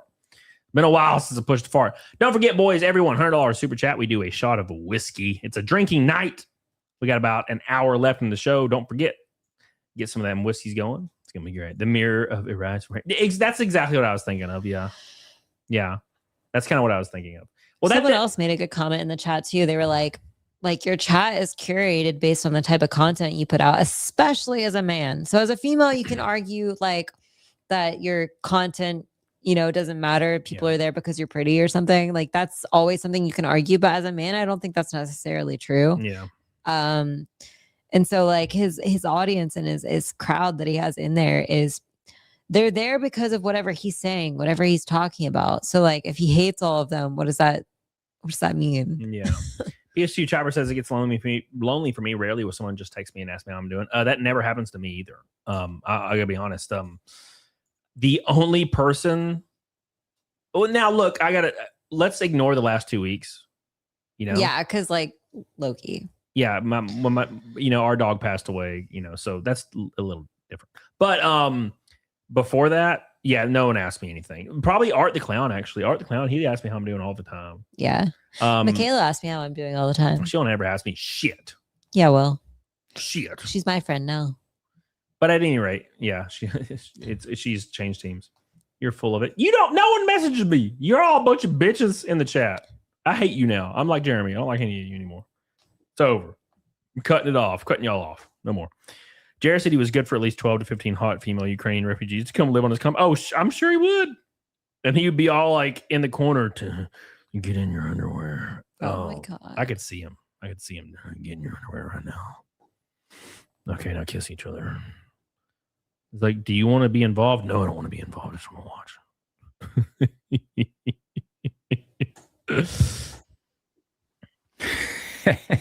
Oh my God. Something was really funny about. So yes, there is a sticker on the bag now, which was never required. But why would you do it? I don't understand. Yeah.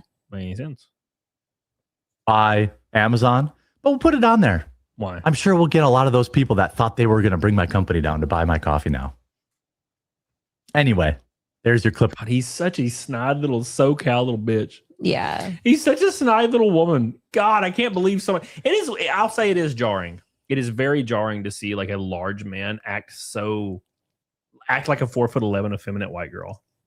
You know, like smirking and being like, So we'll just see if like all these people that like totally said they're gonna like bring me a company down. Oh, like they're gonna totally like see. Oh my god, like we're making so much money and they don't even understand. Oh, it's gross. It's fucking gross, man.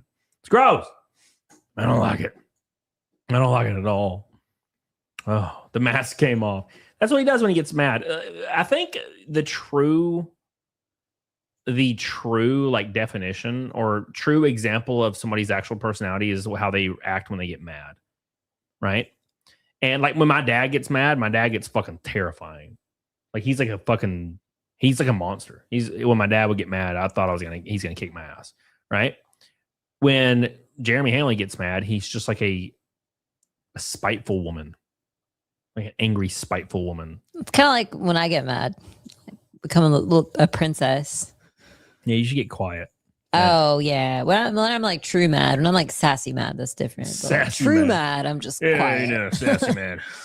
Drex Unused Baldo says there's always that handful of weirdos that ask you to show feet. Furries are even worse. Those big nose banker looking motherfuckers that want to see your IRA and your best one. Are you talking about Nick or Kato?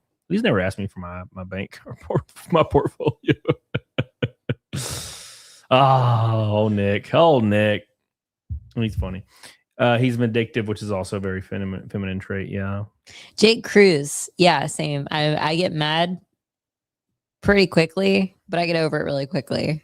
She starts like yelling and shit, like over stupid shit, especially if she's on like when she had her old phone before she got her new phone. Oh my god, dude. It was so dumb though. It took me like 5 minutes to Google something. Like it was so slow. And then like the app would crash. Like it would get so close and it would be about to pull up whatever I waited 5 minutes for. And then Chrome would crash. And I'd be like so pissed off. Oh my god. But luckily, the Quartering has come back. He's come back to Twitter. He reactivated his Twitter because he can't stay away. He's ready to go in his movie room, hanging out, totally hanging out with the other people that totally live with him. He does have a German Shepherd though. Look at a German Shepherd. Hey, Yeah, he's swears by German Shepherds. who does? Jeremy. Jeremy? Yeah, he's got like 2 or 3 of them.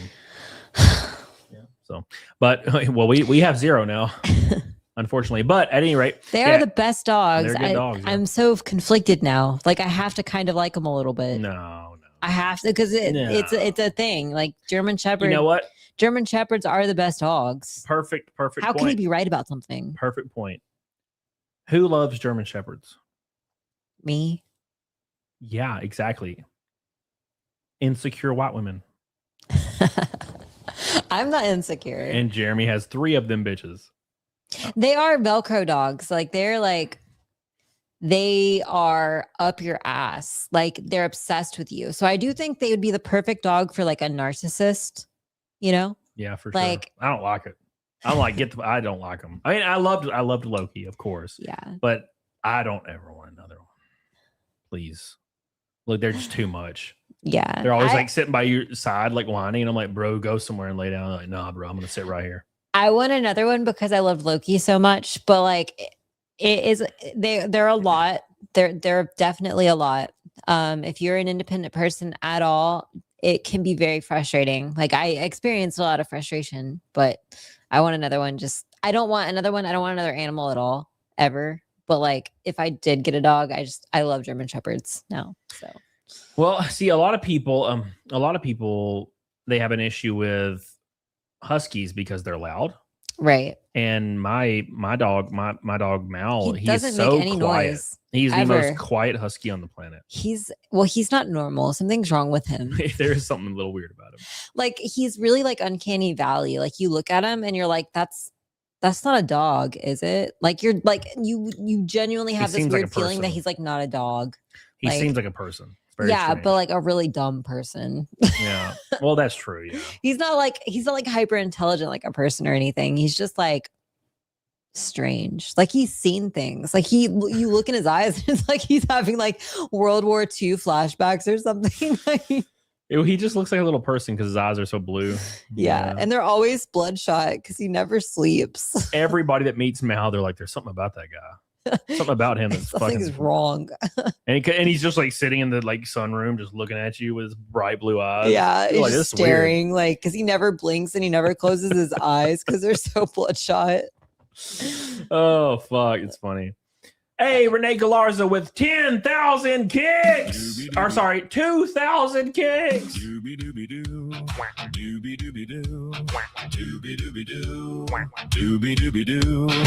man, thank you so much, brother.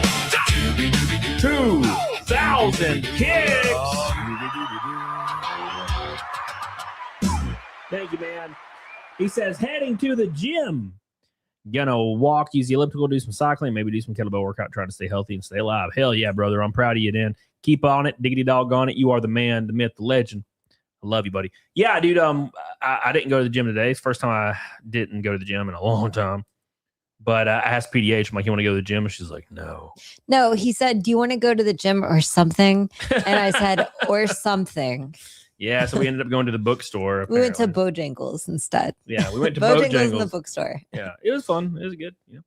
Renee says, finishing my coffee before I start. Thank you, buddy. I appreciate you. All the kicks coming in from Renee Galarza. I appreciate you, brother. You're the damn man. That's 25 right there. 25 right there. Look at my boy coming in strong. Cooper. Yeah, Loki was different for a German Shepherd too. He wasn't like as neurotic as a lot of German Shepherds I've met. Yeah. He was very chill, very mellow, liked everyone, just didn't necessarily want to be pet by everyone, but he would let them, you know. Like he was not normal either. Best dog. Yeah. He was a little weird. He's a little... Well, he was definitely like he had his things, like he was OCD, you know, like but like not scary at all. Yeah, so here's we got this painting, or well, I guess it's not a painting, it's more like a portrait, right? Yeah. It's in our living room next to our wet bar. Here you go. You guys can check this out real quick. Thank you, Renee Galarza. I appreciate you, brother. Thank you. Everybody give some bees for Renee Galarza, by the way. Bees. Really helping your boy out tonight. We love you, buddy. We appreciate you. Where is it? Here it is. I'm trying to pull it up. I don't want to pull up any of my nudes I have saved of myself. Got so many now. Don't worry, I'll share them, guys. No, yeah. Make them pay money. There it is. There's our boy on the wet bar, right next to our wet bar.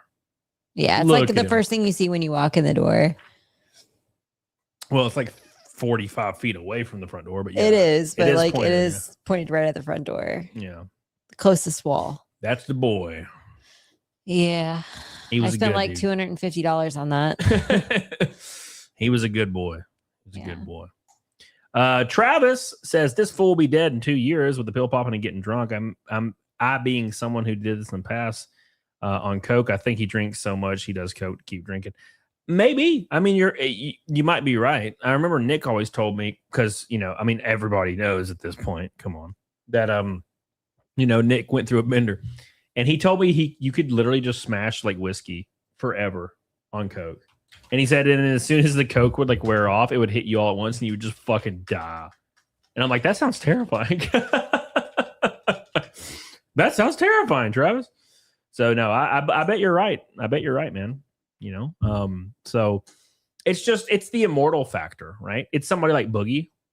Like, I'm so surprised that Boogie is still kicking. And I'm not saying this in any like negative way to Boogie or anything. It's just he has good genetics. Because most people, when you get to 50, if you've been 500 pounds for like 30 years and you have a terrible diet and you're a drunk, you don't go past 50, bro. One of my buddies years ago, he was like a regular customer at GameStop, and he came in my store all the time, and his dad would come with him.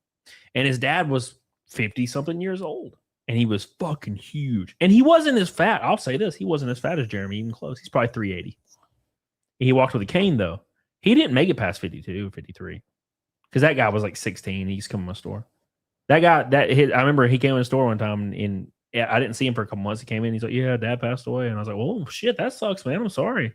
You know, It'll be a sad day, man. When I met Boogie in person, we talked a good bit, and I really like that guy. yeah, he's off camera. I really like that guy. Off camera, Boogie's a real nice dude. He's I don't watch any of LOLCal or anything, so I don't really know much. But off camera, he's just a goofy, like normal ass dude.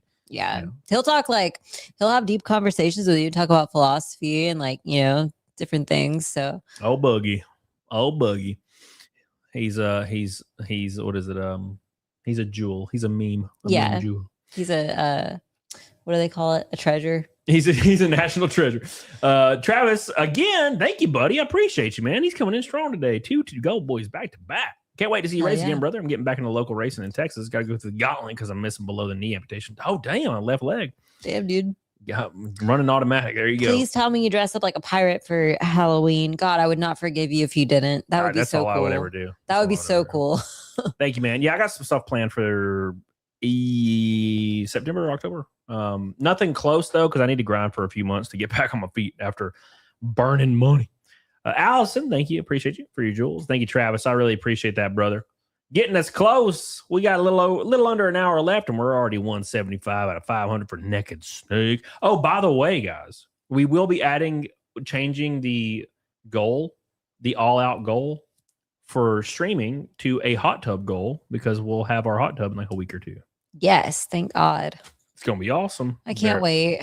I'm very, very excited. So we're gonna start doing that. It's gonna be fun.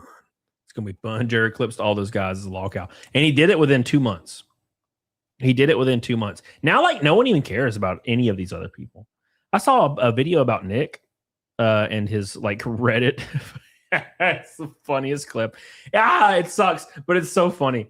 His Reddit account got exposed like on that the still toe like Reddit like hate thread. His expression was so cute. It was so funny. Oh my God. I felt so bad. You could tell. He was just like man, I don't even I have to deal with this now. Up. Like I fucked up again. It would have been really funny if he'd have been like sarcastically like, what is this guy talking about? That's totally not me.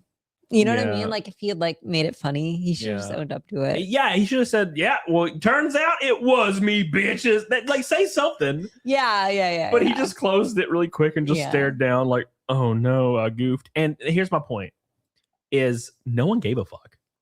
I didn't hear about it until 3 days later when Art told me. He dealt with it a lot better, like facial expression wise, than I would have. I feel like I would have been bright red and like. I would have fucking been like, you know what? Turns out it was me, bitches. Let's go. I wouldn't have given a fuck. Fuck it. But it was like my point is like Jer has went so hard that no one even gave a fuck about any of this other stuff. Yeah. It's crazy. Travis, no, but we do a haunted trail and I lay on a table and they cut a tree down in front of kids and then cut my leg off so they know the chainsaws are that's even better. That's better. That's really cool. Yeah.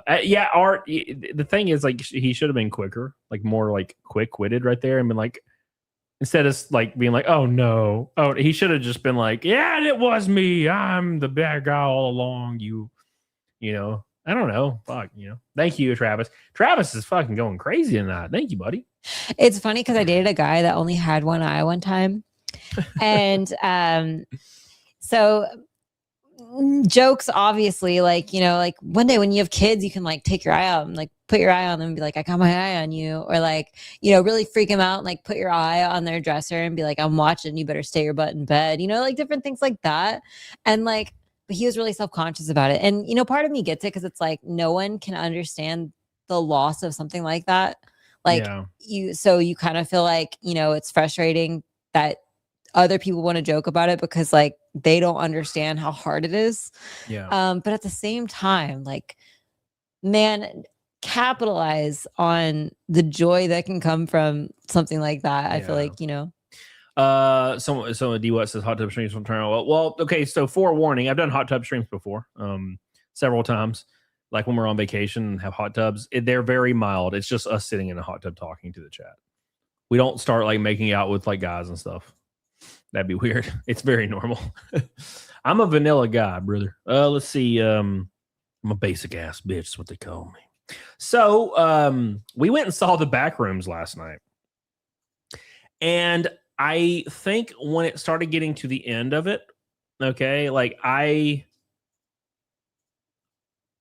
me zoom in on this. Stop, you bastard. So I didn't know how to think, but after the movie, you have to kind of like look inside yourself.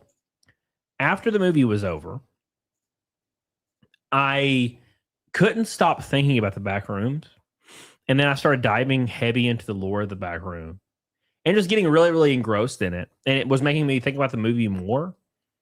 And I think that I really enjoyed it. The only things I didn't enjoy, and this is spoiler alert, the only thing I didn't enjoy was the slow dialogue scenes in between like the psychiatrist and like the main character Clark or whatever. Yeah. That was about it. That's the only things I was like, all right, let's get through this. So my annoyance with it was that they tried to give the Backrooms a backstory. Like they tried to give it some sort of reason, but they only did it a little bit and left a lot off. Well, and I'm like, if you're going to include so much of this dialogue, so much of this backstory, so much of this emotional like character building stuff that's supposed to go into the premise of the Backrooms, then fill it all the way out or don't do it at all. Like, you know what I mean? Like, just make the movie really, really cool where you show a lot of really cool scenes in the Backrooms and they're running and they're like, you know, exploring and whatever. Like, have that be the whole movie or fully conceptualize a premise for it. Yeah, I think what I told Art earlier, I was like, if they would have taken out a little bit of that kind of like character building story stuff, Yeah. and just went all in on there in the back rooms, fucking running around the whole time, Right. that would have worked out just as good, if not better. Right. Like The Descent. Like when you think about the movie The Descent, right? They just go straight into that bitch. You didn't need to know how those people came about, how they evolved to live in the end. You didn't need to know the backstory. Yeah. The whole thing was just like people exploring caves and there's monsters in there and it's scary. And that was fine. And It that's was a great. great It's a movie. great People movie. widely like believe that is one of the best horror movies. Yeah, I think I like first and foremost, I think I really enjoyed the Backrooms. A lot of people online there's like this weird rhetoric online where like people will just tweet that they hated it and they won't give a reason why. Yeah. I think it's very, very easily explained as to why I like it, and that is because the Backrooms felt straight up like ethereal. Like it kind of felt real as fuck, and it was really spooky. Yeah, no, I really enjoyed that. I loved all the scenes. I really wish some of the best scenes weren't like found footage because I personally can't watch those because it makes me really sick. So I had my eyes closed. But those were the best. They were peaking. Those were the best scenes. Yeah, and it was really cool to see all the different like crazy shit. I loved the premise that the further they went in, the more they got lost, the weirder shit was. That was really cool. I wanted to see more of that. Yeah, I think if they made another film, they could straight up make a found footage Backrooms that's 2 hours long, and and just do what they did with those short segments that were 20 minutes long, and it would be a masterpiece. Yeah, just full on exploration of the Backrooms. Like, but I also enjoyed the parts where it wasn't found footage, but they were in the Backrooms, and it was really, really high def, and you could see everything. Yeah, I enjoyed that too. So there was I think I would like to watch it again. Yeah, I think I would totally like to watch it again for sure. Yeah. Which I think Obsession's a much better movie. But, but I don't even know if I'd be interested in watching Obsession very soon. Yeah, watchability, like whether or not you want to watch a movie multiple times, is kind of like completely different than how good is the movie. Like Obsession was great, but like it was emotionally taxing. Right, it's a hard watch. Yeah. Whereas all I wanted when Obsession was ending, I was okay with it. I wanted more of the Backrooms. Yeah, I was like, I wanted to keep going. Yeah, I want to see more of. I want to see more of the space, right? Like that's kind of the whole premise of the Backrooms is like you're living vicariously through the characters, exploring this really weird liminal space, right? That's supposed to be the whole point. Tristan with a gold boy says, "Hey Camelot, hey PDH, how are you doing? And when you race again, Cody? You've been out of loop, and you've been live a lot as of late. Hope things are going well." Things are all right. Yeah, they're going well now. We had to put our dog down last Thursday, so I took last week off. But we're back now. We're hanging out. So I appreciate you, Tristan. When do I race again? Probably September. Thank you, Tristan. I appreciate you, man. Thank you. Tristan coming in strong. Don't forget, every Red Boy is a shot of whiskey. Who's got the first one tonight? I don't know. Thank you, buddy. I appreciate you. We're almost halfway to Naked Snake with about 30 minutes left. I love you guys. Appreciate you. Big shout to Tristan. Yeah, I think I would actually like to go see the Backrooms again, like next week. I last night when we got home, like you passed the fuck out, and I literally watched like 4 hours of lore with Backrooms lore. Yeah, and it's wild. There's too much. There was like level 99 is when it's a long highway, and I'm like, what the fuck's happening? Yeah, I was like, it's too much. But the fact of the matter is, there is a lot of lore based on the scientists that open up like the back rooms, and they open like a mirror universe up, and it keeps opening more doors and whatnot. So there is a lot of lore based on it that the Kane dude that directed the movie actually came up with. It kind of reminds me of like the premise of AI, where like once you kick it off, like you don't know where it's gonna go. Like it kind of is like, it's building itself, and that's creepy. Mm-hmm.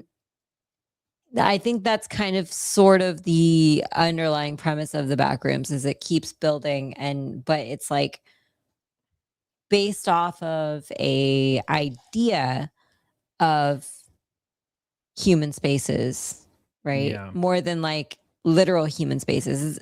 Like in the movie, they use this analogy, asking somebody to draw a dog who's never seen a dog after you kind of vaguely describe what they look like. Yep. Yeah. Absinthe Mindus is totally knockoff. The Cube. Oh my god, the first Cube movie is a masterpiece, bro. Fucking love the first Cube movie. It's a knockoff the Cube. Yeah, maybe. I think the Backrooms has existed since 2002, though. When did the Cube come out? It was probably the 90s, actually, to be honest. Yeah, and then there's also like, in a lot of horror movies, they capitalize on the premise of like something that's pretending to be human, and like trying to mimic human behavior, but not. It's just uncanny valley. I think that's kind of like that's a lot of horror nowadays. Mick Sellers, did you see the original Backrooms video? Yeah, of course. Yeah, I've seen all that stuff. I remember being on 4chan back in the day and seeing the image of this image, actually, or an image similar to this all the time. I think they made it spot on to this, by the way. Yeah, that was probably that's the best part about this movie, is the original post about the Backrooms. It really emphasizes the electric hum from the fluorescent lighting. That shit's ear piercing in the movie. Yeah, it's awesome. It's such a good. It reminds me of Autopsy of Jane Doe, where it evokes that certain environment. I really enjoyed it. Like, I enjoyed that a lot. And then it would like they would leave the space and go do a therapy session for 10 minutes, and I'm just like, please get back to the back room. Yeah, I really wanted all of that character building to go somewhere further. It went somewhere. It just didn't go far enough. It did seem like the main spoilers. Obviously, it did seem like the main character Carl, like his descent into madness, was instant. Yeah, like I didn't like how it seemed really like, and I know that they tried to imply the passage of time through other things, like the mail under the door or whatever. For weeks, but like it didn't translate that way when you're watching it. So there should have been another 20 minutes in between the pool scene where he's trying to help the girl out of the pool wall and the like therapist going there. Yeah. But it was just didn't really work out that way. I think what happened is they probably just cut the movie awkwardly. Like they probably had a lot more footage. But when they were chopping and dicing and making the final product, Yeah. But overall, I think it's easily worth a watch. Oh, for sure. Yeah, definitely. Yeah, it was. Yeah. I want to watch it again. I think it was a solid like 7.8. I definitely don't regret paying an expensive amount of money to go see it, because whenever we go to the movie theater, I like to get the VIP like 21 plus area tickets. Which makes, to be honest, I don't really know why. You don't get anything. The seats are better and it's less crowded. I guess maybe you're farther away from the screen. Yeah, maybe. Yeah, I don't know. I've never really cared. Like when we watched Obsession, we were right up front and it was great. Because you left your wallet. We couldn't get into the nice tickets. We had to trade them for shit tickets. Matt Sicilian says Coop Cooper, as in Coop of the beers and basketball. Coop's psych outs are the best. What's up, Matt Sicilian? How you doing, brother? How you doing? What's up, Ghost Balls? Thank you, Matt Sicilian. I appreciate that, brother. Appreciate your $5 super chat. Love you, man. Big shout out to my boy. Yeah, dude. What's up, Snake Bliskin? How you doing, buddy? Yeah, I'm excited to go see it again, and now I'm excited to play the video games because tomorrow I think I'm going to stream on this channel and play the video games because it's the last day of the month for like revenue. So like, I might as well stream tomorrow. I was playing this video game called Subliminal, and it was like a Backrooms video game, and it's I can't play it very much because it makes me sick, unfortunately, like all good games. But it's very cool. It's like a puzzle based game. I hear one of the best ones is what's up, cheesesteak? I hear one of the best ones is called Escape the Backrooms, but it's more in your face, like multiplayer crazy. Like, and there's some walking simulators that people don't like because they're walking simulators. Like you just walk through the back rooms. I kind of want that. And I think I would like to play that too. Because I'm not like, I love like Left 4 Dead, but also if I can just walk through the back cool rooms, scenes and I'd see be cool okay with shit. it. Yeah. Yeah. I would love that if it was just like a maze and there's like, it's like, there's no survival mode. Like you're not going to die. Like you're just observing. That'd be cool. Lori said she's a big wimp when it comes to horror games, but I love phasmophobia. I've never had an issue with horror games, even remotely, except for what was that one game? Outlast. Outlast was rough. It was a rough play. I need to know what that person's talking about. Yes, I need to know what that product is. I have that sickness as well. There's something called a relief band that works really well for me. Now I can play without getting nauseous. What the hell is a relief band? I need that desperately. Yeah, she can't do anything. In real life, like even just perusing the books on the shelves at the bookstore gave me vertigo today. That's brutal. It's brutal, I tell you. Yeah. Only movie I decided to see is Disclosure Day. Yeah, I was very, very pleasantly surprised with Obsession. I loved it. Thought it was great. Hey. Great. Hey, is that Tristan? You got to take your first shot. With finally the first shot of the night, and it's Tristan with a red boy. Oh my God, my man.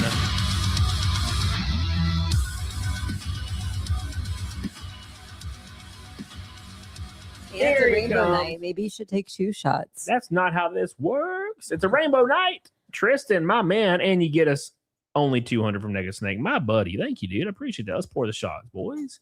We're pouring shots for Tristan. Shots for Tristan, everybody. He did it. He's a madman. Kira Lilly says it sends electric signals to your brain to numb that feeling. People use it on planes, boats. It's pricey. What the hell is this? Buy me one. I don't understand. Kira Lilly, send me a link or something. Shit. Yeah, buy me one. Would you put it around your like head or forehead or something? I don't get it. Get it for me, Cody, so we can play video games together. We can finally play Halo campaign. I've been trying to play that for years with you. I remember we tried it. We walked 3 feet and you were like, nope, you can't do this shit. It sucks, man. Like it affects me on so many levels all the time. I'm fine on boats, but like anything artificial, like even being inside with fluorescent lights, like sometimes when I like look around too quickly under fluorescent lights, it gets me because fluorescent lights are like blinking really quickly, I'm just not meant to live in an artificial world. I'm meant to be barefoot in a backyard. You have a shot glass? No. Am I taking shots? What do you mean? I didn't know I was taking shots. This one's really dirty. No, we're not using that. It's gross. Here's a medicine thing. That's not a medicine thing. That's not a medicine thing. That's funny. All right. You have Use something? this. Oh, okay, that'll do. That's not bad. A jewel. There's Blow it out first. Yeah, there's a hair in it. Just blow it a little. I did. Blow it harder. All right. There is a mal hair in here, so get ready. It was stuck. That is a lot. You'll be all right. There you go. Thank you, Tristan. He says shot. Oh my God, there's so much mow hair in here. Just take it. You'll be all right. Thank you, Tristan. I appreciate you, brother. On the road again. It's half mow hair. It's a shot with a little bit of mouth hair. A little bit of whiskey, a little bit of mouth hair. Make sure you guys do me a favor and like the show. If you're on a kick right now, give me some B's. /cheers. Are you picking out the mouth hairs? Yeah. You'll be all right. /cheers, everybody. Thank you so much, Tristan. We love you, buddy. It's gross. Ooh. Ooh. Richard says, I'm drinking again. Oof. Fuck, brother. Thank you, man. Thank you, buddy. I appreciate you. So yeah, so much mouth hair in my mouth and in my throat, and it's gonna make me gag. big shout out to Tristan. Appreciate you, man. So yeah, go see Backrooms if you guys have been thinking about it. There's a lot of rhetoric online saying that it sucks. I don't believe any of that. It must be coming from children, and the only reason I say that is because it is a movie that evokes a certain vibe, just like Autopsy of Jane Doe. So Autopsy of Jane Doe is my favorite horror movie almost of all time. It's like top 2, top 3. And it's not, Autopsy of Jane Doe is not in your face scary, but it makes you feel uncomfortable. And that's exactly the same feeling I got from Backrooms. And I love that. And I search for that, and I get to feel that like once every fucking 10 years. And it does that well. And yeah, I think you'll enjoy it, and just long for the Backrooms. You know, a lot of people aren't liking it because they're like, I didn't understand it. I'm like, what do you mean you didn't understand it? What is there to understand? Yeah. You went to the Backrooms. It's fucked up. Like, that's it. Like, there's no understanding it. That was the weirdest thing I saw online, is this rhetoric. It's like, I don't understand. Well, you know, I kind of understand. And that kind of goes back to what I said, though. I kind of understand that premise, because it's like they tried to give it a little bit of something, and I'm like, no, just make it the Backrooms. Like, it doesn't have to have a story or a reason. It can be a mystery. Yeah. I'd rather a full mystery than a half-assed reasoning. Yeah, 100%. I need to watch it from the comfort of my home when the lights on. Now you'll be all right, Lori. It's not that scary. It's fun. It's more of like mysterious. It'll like make you like your skin crawl a little bit. Uncomfortable, yeah. Yeah. But that's fine. Who gives a fuck? Make sure you guys do me a favor and like the show. We're almost at 300. Kira Lilly says, saw it earlier tonight. It was better than I expected. Yeah, it was awesome. You know, it was awesome. I didn't know how I felt until I noticed that I couldn't stop thinking about it. And I was like, all right, yeah, I like this. Yeah. What makes a movie good? Like when it makes your fucking mind just run 24/7 thinking about it, you know? Yeah. And you want to see it again. You want to like start looking up lore. I think that means you probably enjoyed it to a degree, you know. But at any rate, Art the Clown, yeah, he said there's an actual reason for the Backrooms, but they didn't put it in. A corporation did magnetic experiments, and they're going to use them for infinite storage. Yeah, exactly. Yeah, what is it? It's kind of similar, but not really, to quantum mechanics, right? I would say. You know, I think I always end up talking about quantum mechanics. Listen, I'm just saying that it's similar to that. I don't think that's what Kane was thinking when he started like doing, you know, kind of lore stuff on it. But quantum mechanics is, you know, there's an action happening here, and then somewhere in the universe that same action's happening, right? That's quantum mechanics, right? I don't know. All right, whatever. Anyways, that's the vibe I get. Anyways, all right. Let me crack open another claw and polish it off, and then we'll be done. Eric Guy says, older lady in concession. Damn it, why can't I pull it up? Stop.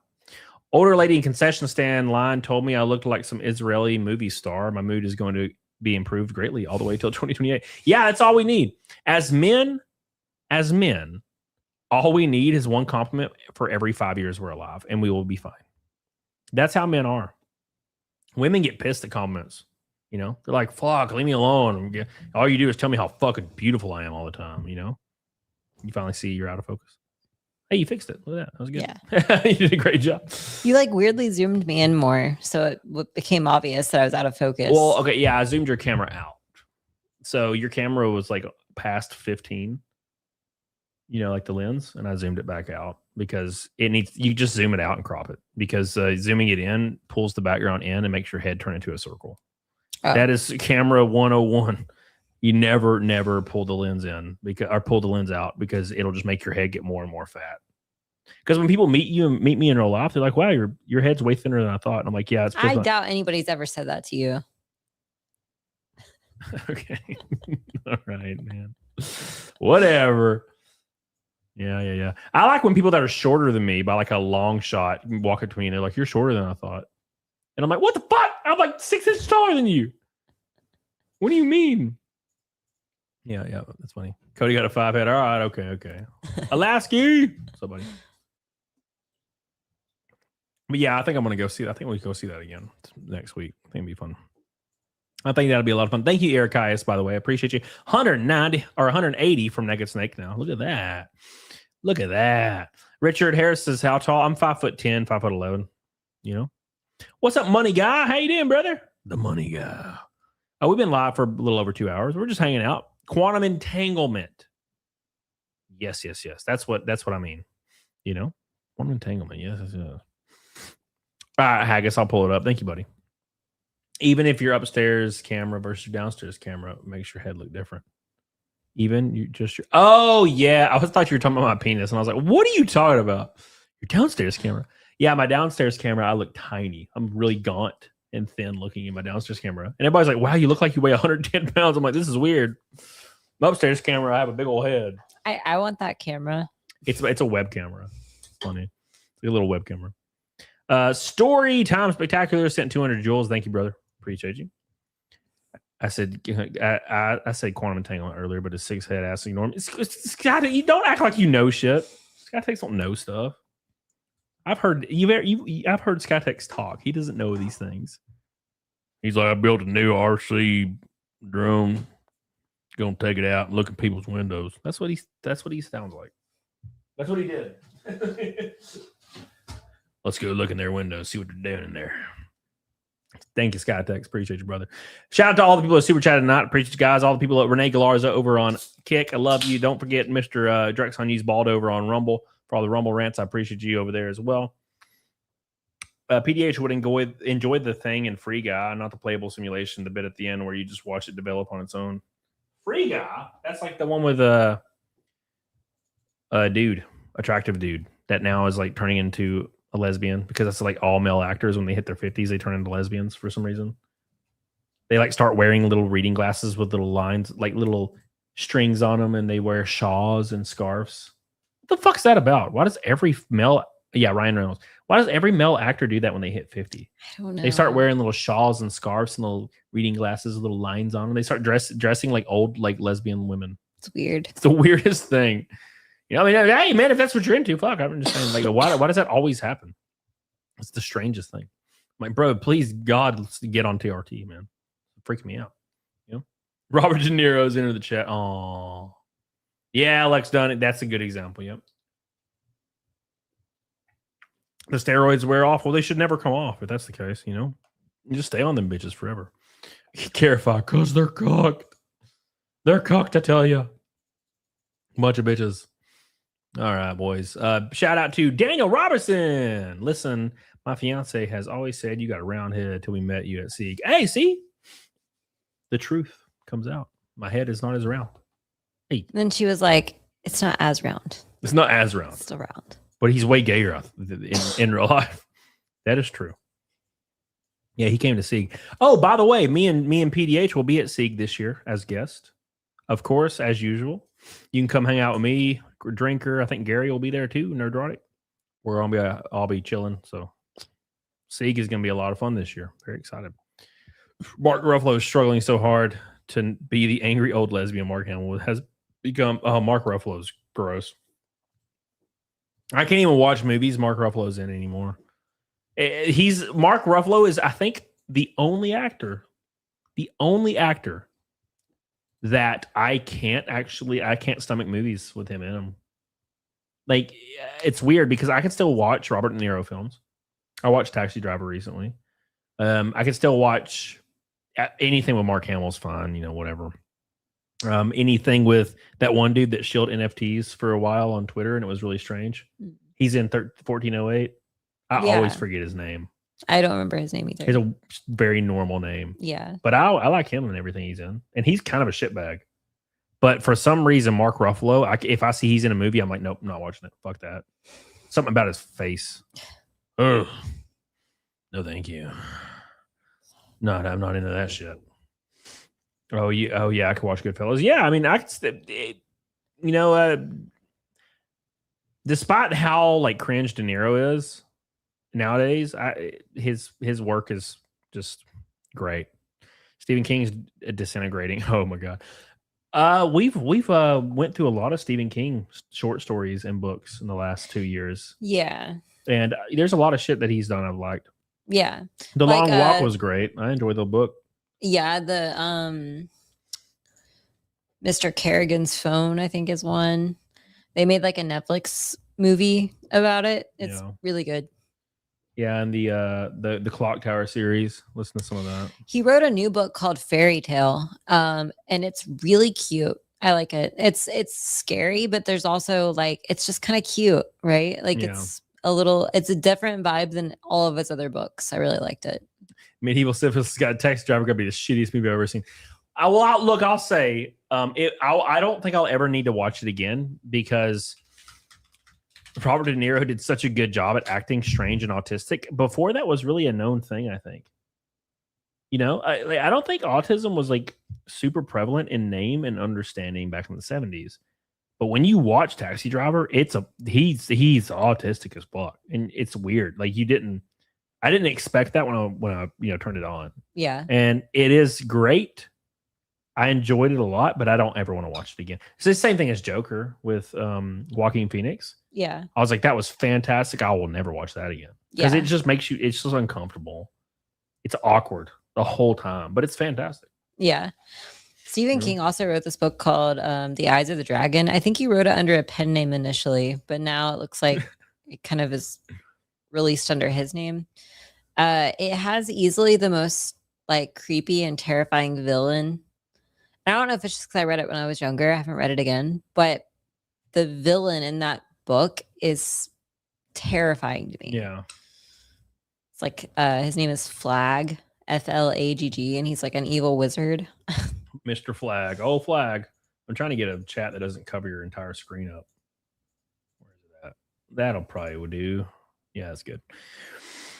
All right. The Clock Tower really fell off the end. We read a short story spinoff from that. It's from one of his short story books.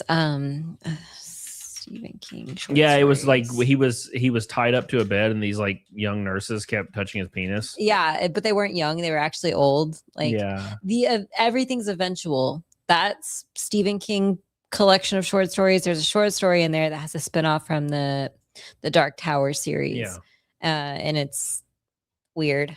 The Dark Tower, not the Clock Tower. Yeah, I'm stupid. No, and then that, and it is weird when you read Stephen King.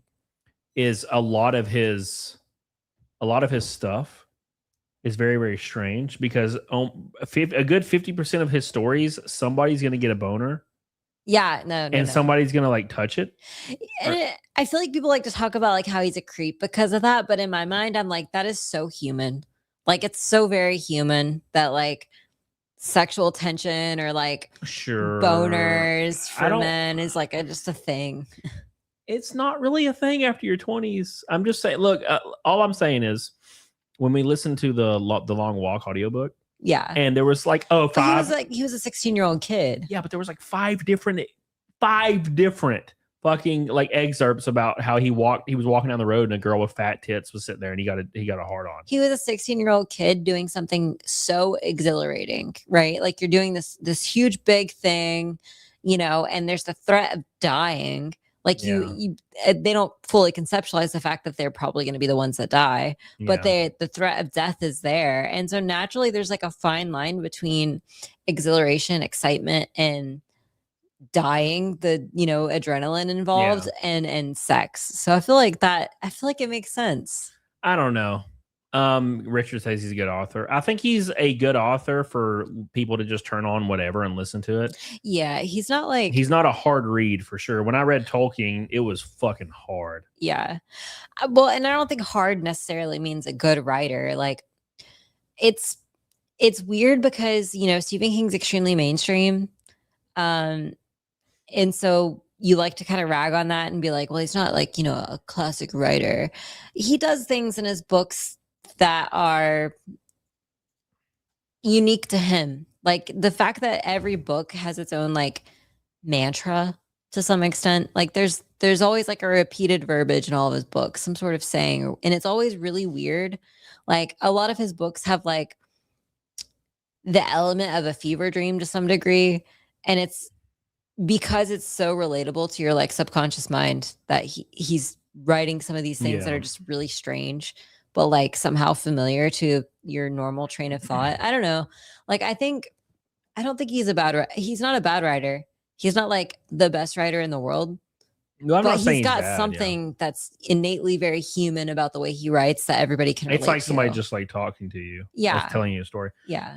Yeah, Billy, I'll do that. But we got like 30 minutes at least left, Billy. So don't worry about it. Art says chapter 15 of the book Pet Cemetery is just the wife jerking off the husband with a sponge glove in the shower. Yeah. Oh my God. Pet Cemetery is great too, though. Like, man, some of the horror elements in that, it was the first time I had ever, I feel like a lot of people have copied certain things like to date. But like when I read that book, it was my first time coming in contact with like several horror tropes. Right. And so I feel like, I don't know, it's very iconic for me, that book.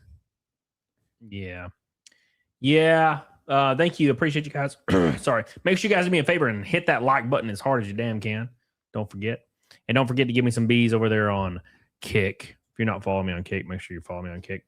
We have a big rumble rant from High Sight. It says, cheers, just finished ramming my head through the wall playing Metal Gear 1987. Now on to Metal Gear 2. What the? Is this what you're starting with? You know, I'm going to be honest, High Sight. When I play through the Metal Gear series, I literally always skip Metal Gear 1 and 2. Or Solid Snake. Yeah, I start with Metal Gear Solid, brother. And I just tell people the gist. There was this guy, big boss. He was Snake's mentor. Snake kicked his ass. And then 10 years later, now we're in Outer Heaven. Or not Outer Heaven. We're at not Shadow Moses. And that's how I start my streams. I'm like, yeah, we're going to skip those because I'm going to get my ass kicked on those. Thank you. I appreciate you, High Sight, for a $20 Rumble rant. My man. My man. Thank you, buddy. Appreciate you putting it on the dog. 150 to Naked Snake already. We've already got one shot of whiskey, too, from Mr. Tristan. Thank you, buddy. And then we got some lasagna coming up. Oh, yeah. I should probably actually go turn the oven off. I'm gonna go turn the oven off. Okay. Yeah, you've been baking that shit like a motherfucker, haven't you? Yeah. Well, I mean, I put it on 350 instead of 375, so it should be fine. All right. But yeah, go ahead. Good. Look up Gary Wabe. Who the hell's Gary Wabe, Richard? Reading is gay, am I right? Yes, sir. Yes, Metal Gear games are pretty terrible. I've played through them a little, and they're really solid, like NES games. It's just when it comes to Metal Gear Solid 1, 2, 3, and 4, you can play them all. And they're relatively similar experiences, and you can appreciate each of them in different ways. Metal Gear is a completely different experience. You know, a completely different experience. So, and not to say they're bad, but usually what I'll do, I'll watch a playthrough of them. I've done that several times. So, but at any rate, yeah. I need to play through them again when I start getting my game streams up and running. But tomorrow I'm going to be playing the Backrooms for sure. I don't know if anybody's going to watch, but I want to play a Backrooms video game, and I think I'm going to try one tomorrow on Kick. So make sure you guys join. It's going to be a lot of fun. What's up, Gabriel? How you doing, brother?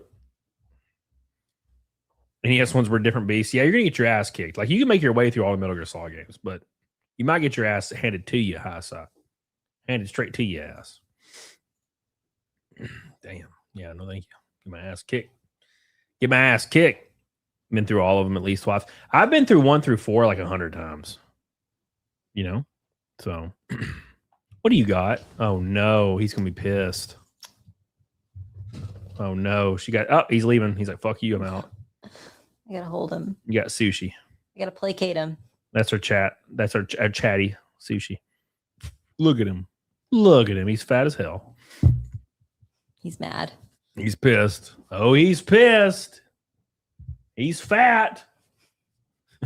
He might stay. I doubt it. I doubt it, boys. I doubt it. All right, let's continue. Let's move on a little bit. I want to talk about the back rooms a little bit more before we move on. But the back rooms, you know what actually would be great to look at right now? So Tectone just got out of the back rooms, and he said he said he was gonna post about it. Let's see what Tectone said.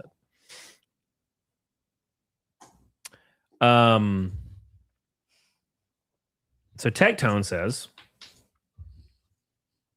He smells so good. Tectone said, honest review of the Backrooms. While not a great horror film, it was certainly an entertaining time, very unnerving, but also just good time all around. Highly recommend for fans of the game. Yeah, it's great. That's exactly how I feel. Yeah, 8.5 is probably what I would give it.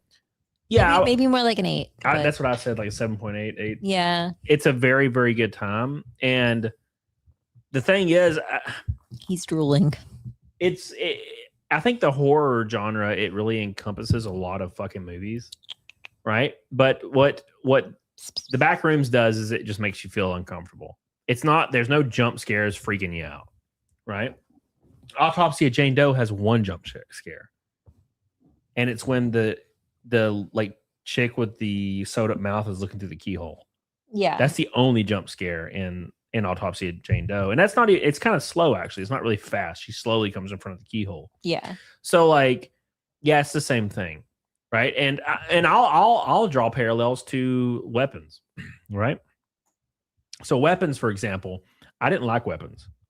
I was very underwhelmed with Weapons because Weapons was sold as the scariest movie of all time. Like every marketing thing said it was, people were like passing out in the theater. And then you go and watch it and it's literally a comedy film. Yeah. It's silly and goofy. Like someone just had like low blood sugar and passed out. And they were like, oh, it's so scary. That was such a lie. It was so silly. And as soon as they reveal the old lady, which is very early on, it's all comedy throughout. Yeah. Like before then, it's kind of uncomfortable for like the first 20 minutes of the movie. Yeah. And then as soon as they reveal like the old aunt being weird and old and creepy, it was just comedy movie from then on out. And it just sucked ass. It made me sad, you know? Well, I'm glad you're here right now, Justin Ong. I appreciate you, brother. Yeah. Solid regular screen watch 710. It will enthrall you and you won't regret it. Aircast. What are you talking about? You talking about the Backrooms, brother? Sushi farted on me. That's what he does, man. He don't give a shit fuck. His eyes doing the eye thing. He don't give a shit about nobody. It's a psychological thriller. I would say that's accurate. Yeah. The issue is so many things fall into the horror category, like Weapons. Like Weapons is, I mean, the fucking Evil Dead is considered a horror film, and it's straight comedy, especially the second one. You know, it's basically a funny little goofy movie, which I love. But they need to sell it that way. Just tell me it's going to be that way. If you would have told me Weapons was like a comedy, a horror comedy, I'd have been like, I would have probably enjoyed it more. But every marketing campaign I saw was like, people are throwing up and passing out and dying and leaving the theater because they can't handle how scary it is. And there was nothing scary about that movie. It was just silly. Yeah. Pissed me off. Pissed me off to high heavens, I tell you what. That's just how these things work sometimes. Yeah, dude. Yes, Backrooms. When did you see it, Eric Hayes? Because we saw it last night. I'm guessing you would have seen it Thursday or last night. We went to the theater and I didn't even drink whiskey. Seems like a mistake now, I guess. Because they have a bar up there. Yeah. You know? Expectations are disappointments in advance. Yeah. Return of the Living Dead was a comedy, and it's a masterpiece, too. You know? But if they would have sold Return of the Living Dead as the scariest movie of all time, then no one would have gave a fuck. They'd have been like, this isn't scary. This is silly. But it's a great film. I have a movie poster of it in my theater room downstairs on the wall. Return of the Living Dead. Linnea Quigley looked so good in that film. She fell apart real fast, though. Linnea Quigley in her 20s. Linnea Quigley in her 40s. Now she's like 70. So tonight, like an hour ago, hell yeah, brother. Rock on, dude. Yeah, I think that's a very reasonable 7 out of 10. I think it's going to hover 7 to 8. Whereas I think Obsession was easily a 9. Fucking easily a 9. Yeah, definitely. So, I do like the fact that the Mandalorian and Grogu film is getting absolutely mogged by 2 independent horror films. It's in third place right now behind Obsession and Backrooms. Obsession is on 1,700 less screens and on its third week, and it still beat Mandalorian and Grogu. That's pretty sad. If I was Disney, I'd be like, you know what? I'm firing everybody involved in any Disney production, and we're starting over. Yeah. Kyle Katarn time. You know? So that's how it is, man. Yeah, the end shot at the sleepaway camp is disturbing as shit. Yeah, dude. Mandalorian's done. Yeah, they'll never make another Mandalorian thing ever again. Because people have way too much fatigue with Star Wars. Because they know they're going to get 95% sure they're going to get something shitty. where they're eventually somewhere in the film, somebody's going to lecture you about communism being cool or something. Something's going to happen, right? There's going to be like a character that's queer, and they talk about how if you don't approve of this, you're an evil bigot, and you love Trump, even though this is in a galaxy far, far away. And look, I'm not nothing wrong with being queer or anything, but like, just be queer. You don't have to like have a speech in every fucking film about it. Yeah. You know, you don't have to grandstand. No one cares. Just fucking entertain me. Dance, monkey, please. And that's, people are tired of that because they expect they're going to get it if they watch any Disney movie. They're waiting for it. They're waiting for it.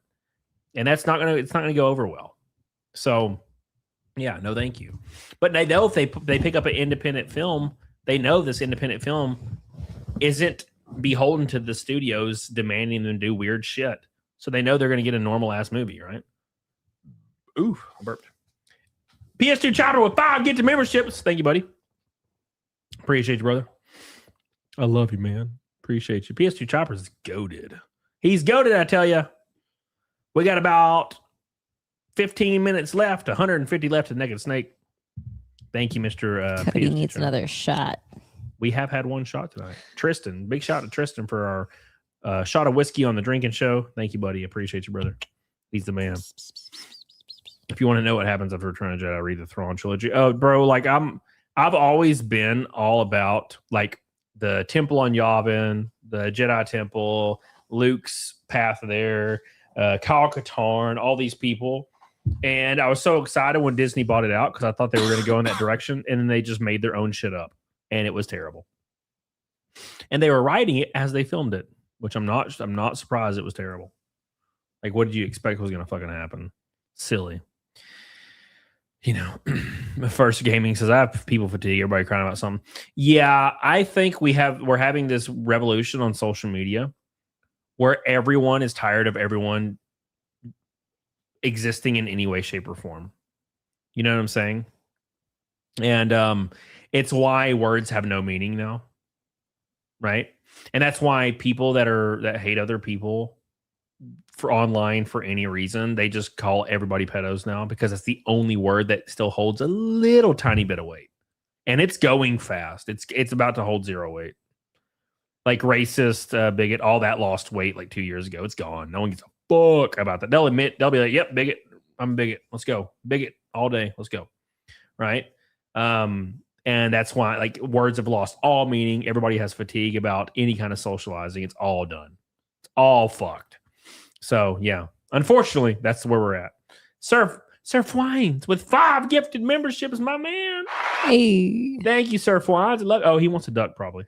I feel like he's the duck guy. 5 ducks. Isn't he a duck? I think he's the duck guy. I think he asked for ducks. Love you, buddy. Renee Galarza's back with 5,000 kicks. 5,000 ducks. 5,000 ducks. Give me about 7 We'd hours. never get to eat all the lasagna. Yeah. Which, by the way, it smells amazing. It does smell good. I smell it right now. Thank you so much, Renee Galarza. Love you, buddy. I think that's 50. 5,000 kicks. Not big on horror, depending on the story and plot. Interesting. I sent the entire movie. You would. I think you would probably enjoy. Fatigue. I think you would enjoy the Backrooms, Renee Galarza, because it's more. It's not really a horror. It's more exploration. Like I really just enjoyed him going through the Backrooms. Yeah, that's my favorite part by a mile. There was definitely horror elements, but I wanted more. Backrooms. Like, please give me more. Yeah. And I didn't feel like I got enough of it. And that's why I'm like, make a found footage movie. That's 2 hours of the first little bit. Yeah. Because that shit was rough. That was unnerving as fuck. They could easily do that. They should have done that side by side. Yeah. Like, just do 2 hours of that and release that in theaters. I guarantee you that'd make $1 billion. Well, 150 million, minimum 200 million. Right. Thank you, Sir Pons. Appreciate you, brother. And big shout out to Renee Galarza for 5,000 kicks. We love you, buddy. What a beautiful man. $100 from Naked Snake. Look at y'all doing it. $100. We survive. Scary movie should baby got Backrooms. Oh yeah, Scary Movie comes out soon. When does that come out? That's either going to be really, really bad or like, I don't know. It's hard to say. What is it? Scary Movie. It comes out June 5th. It comes out in 5 days. Look, we got a wild Mal in the background. Oh, hey, Mal. Mallard. Look at him. Mallard. Look at Good Mallard. him. Come here. There's the uncanny dog.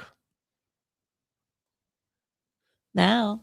He's like, no, fuck y'all, I'm Mal, out. Come here. I don't want to be involved. Come here, Mallard. Fuck this family. He does. He's like avoiding the camera. It's like he knows.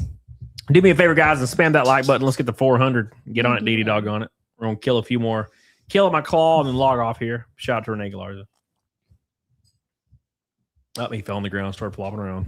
That's what he does. His favorite thing is to roll on the ground and rub his face on the carpet. Yeah, Peachy says, how's he doing being the only pup now? He just he lays close to us now. Yeah. I think he's still adjusting because I think Loki was controlling the environment a lot. Like there's certain things that Mal couldn't do or like Mal stopped doing because Loki would like freak out. Yeah. And now Mal is got a lot more freedom.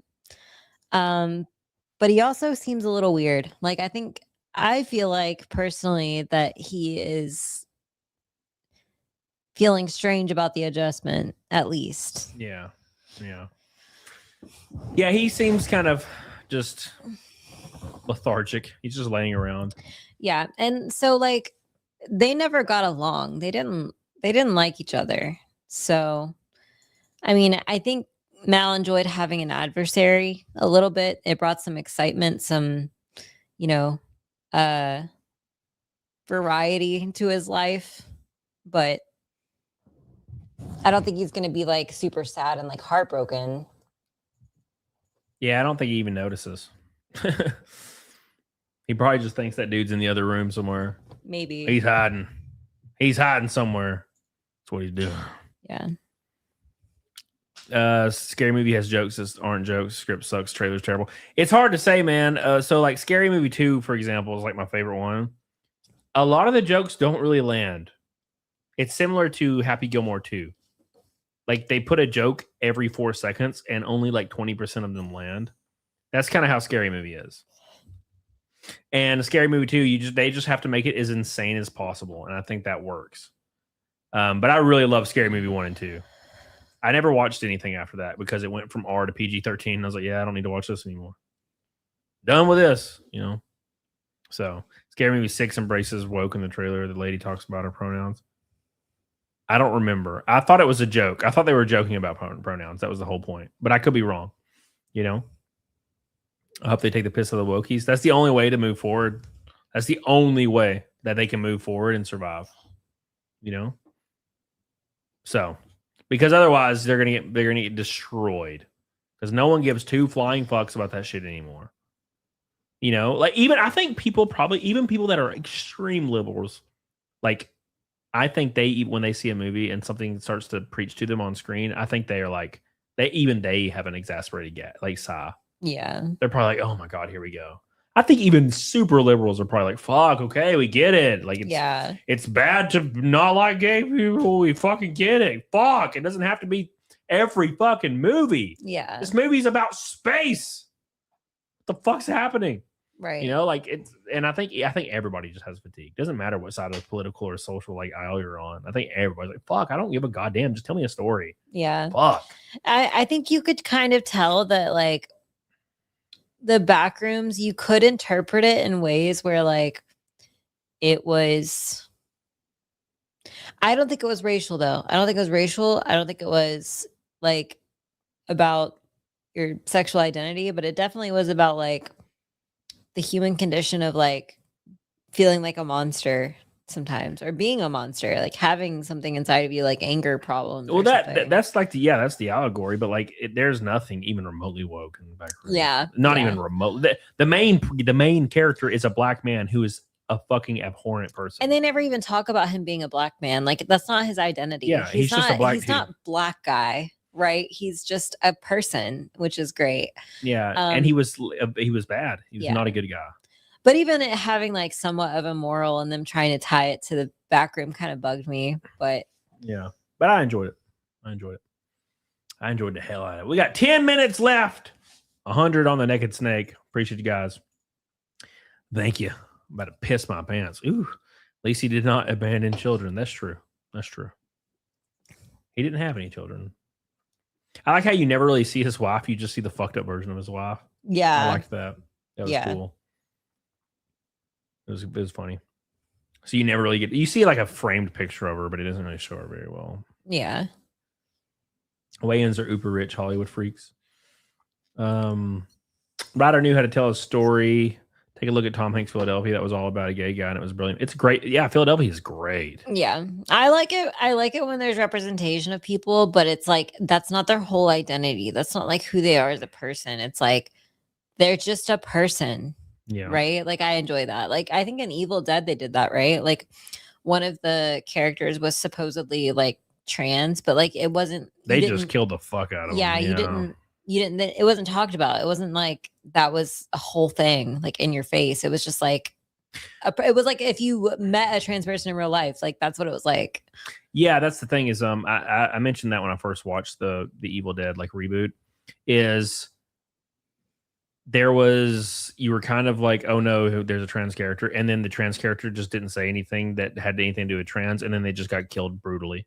Yeah. And I was like, oh, okay, cool, that's cool. It's really frustrating to me when there's like trans representation and like trans is like their whole thing, because it's like the whole premise of someone being like trans, like born one gender and feeling like another, is that they would have a big personality. They would be a person that they would have like a very stringent personality that aligns with like the sex that they believe that they are. So it's like, why then would the whole thing be about their struggle of being trans? You know what I mean? Like it's really annoying. Yeah. Our super chat's not working. Everybody's saying super chats doesn't work now. That's not surprising. That's not surprising here in the very last bit. I'm not surprised. You can always go over to Kick and do it on there too as well. So there's more diversity before they tried adding diversity. Yeah, exactly. Yeah, it's really ironic. Yeah. 100%. And no one batted an eye. Like when there was like when you think about representation and you think about percentages of people, you know, in certain populations, like no one batted an eye when there was like an inequivalent amount of like black people in a movie compared to how many black people actually there are per white person in a certain area. Like no one thought about that. They just watched the movie because it wasn't about that. It was just a movie and they were just people, right? Yep. Thank you, Renee Galars. I appreciate you. Yeah, if think back to Dawn of the Dead or Night of the Living Dead. Like all these movies had like a black lead, like every one of them. No one gave up. They're great films, right? Like but it wasn't because they were black. It was like because that's the character. Yeah, imagine if that shit was made nowadays. Like the black character would come in and be like talking about like I have to be in power because I've been systemically oppressed my whole life. Like they would have to have a speech. It would be a caricature. It's insulting. Yeah. That's how it works, man. That's just how it be sometimes. Well, you know, gender means subclass. It's all about creating a new class system. But I want to know, see what the class we are meant to be subservient to. Oh no, you're talking too much, Sagas. Thank you, Renee. Appreciate you. Yep. No, I completely agree with you. First 48. Sean with a gifted sub. Thank you, Sean. I appreciate you, brother. On Kick. Thank you, buddy. Bro, I'm gonna fuck up that lasagna for sure. Bro, I'm so hungry. Yeah, I'm about to The die. only thing I've eaten today is half of an old taco and that sausage biscuit earlier, and I've been awake since 10. Yeah. Yeah, I ate that chicken sandwich. It was good. All right. Let me pick a raid path real quick. God, I'm about to piece my pants. It's the White Claws what did it, you know? Yeah. It was the claws that got me. YouTube's borked. Damn. That's how YouTube works, brother. That's how it works sometimes. Appreciate you guys. Make sure you guys do me a big favor and like the show. That should work on YouTube, luckily. All right. Yeah, Carify. I totally agree. Like, there was a time when people could exist as a different gender than they were born, and it wasn't a big deal, and no one really talked about it or like made a big deal about it. And it was just like you just treated that person like a normal person. Now it's gotten strange. It's strange now. Yeah. All right. Billy, we got like 15 gifted subs. What are you talking about? What are you talking about, Billy? All right. Yeah, it won't even let me raid somebody on YouTube. YouTube's all why is it seems to me like Rumble and YouTube are down like once a week somewhere. Like they're fucked up somewhere once a week. Something's fucked up somewhere. Oh, now it does. Now it makes me do it. Well, at least there's that. Can't confirm supercharged broken. Well, that sounds about right. Well, that means we don't have to do... Except for Jadine, apparently. Jadine with a $20 super chat. Thank you, Jadine. Appreciate you. Apparently, they work for Jadine for whatever reason. It might be region-based or something. Maybe, yeah. Thank you, Jadine. I love you. I appreciate you. Coming in strong right there at the end. Jadine. No, it's all good art. Yeah. Thank you, Helen Feller. Billy's desperate. He says, play the hype music. Billy's tripping balls. It's all The good, hype Billy. music will fix everything. Just play the music. I want to jam. He's going to take his clothes off, start rolling around in honey and shit. But Billy's got some fucked up stuff he does. You know? But Billy's got some Billy, fucked up stuff. message Cody and tell him the worst thing you've ever done. No, don't do that. I want to know. Don't do that. I'm curious. I'll put a camera in the girl's bathroom. So you can fuck. You said bug? The windows are closed. There's a bug on my face. Redeem free tokens for stickers in the chat. Damn, YouTube. Yeah, yeah. All right. Thank you, guys. Appreciate you, Jadine. Love you. And then we're going to raid Cinevere because she'll be live until 5 a.m. for some reason. She's got the same sleep schedule I have for some reason. She's an Asian VTuber. Yeah. All right. Not a mod chat. I do not want to know. Oh, Erikai. It's not mod chat. Oh, God, Jesus. Hey, Gabriel Knight with a pink boy, my man. Hey. Hey. Thank you so much. We love you, Gabriel. We appreciate you. Thank you. That bug is like flying around my face. I feel him. I'm about to piss my pants. We haven't even had the windows open in forever. Yeah, like where's this bastard coming from? I guess Super Chat stopped working for like 5 minutes. Oh, good. Appreciate you guys. Big shout out to Gabriel Knight says, save the snake. Yes. Yuri Bezmenov warned us about woke ideology 42 years ago. Bro, there is a certain political figure that you can listen to translated, and all of that's discussed in those speeches. It's very interesting, actually. It's I'm not saying support or whatever. I'm just saying, like, you listen to it, it's actually weird. I would say just everything being said lines with stuff that happens now. It's really weird. And I'm like, how is the same shit happening now that was happening 100 years ago? It's the weirdest thing. It's also a lot to be coincidental, which, I mean, I guess if you consider like the human condition, it's like maybe it's not coincidental. Yeah, maybe it's it's just similar. like the way the rise and fall happens. Yeah. But yeah. Thank you, Gabriel. We appreciate it, brother. Appreciate it, brother. Yeah, there's a lot of weird stuff out there, but like I said, maybe it's stuff just repeats itself over and over. yeah, That would make sense. I mean, history repeats itself is a common phrase. Yeah, it's weird. I remember my dad making me watch Yuri Bezmenov when I was in 9th or 10th grade, and I'm very glad he did. Hell yeah. George Carlin said, when interests align, there is no need for organized cabals or something. Yeah, man, it's very, very strange. It is very... The painter missed. The painter tried to save us. Oh my God, brother. Yeah, it's very funny stuff. But yeah, I don't think there's, as far as politically, I guess, I don't even know if you would say politically anymore. I don't think there's a way out for anything. I think everything's going to get slightly and slowly worse for the next 10 years until all of us are... There's basically no one owns property except for like the extreme elite, and everybody else lives in like tents.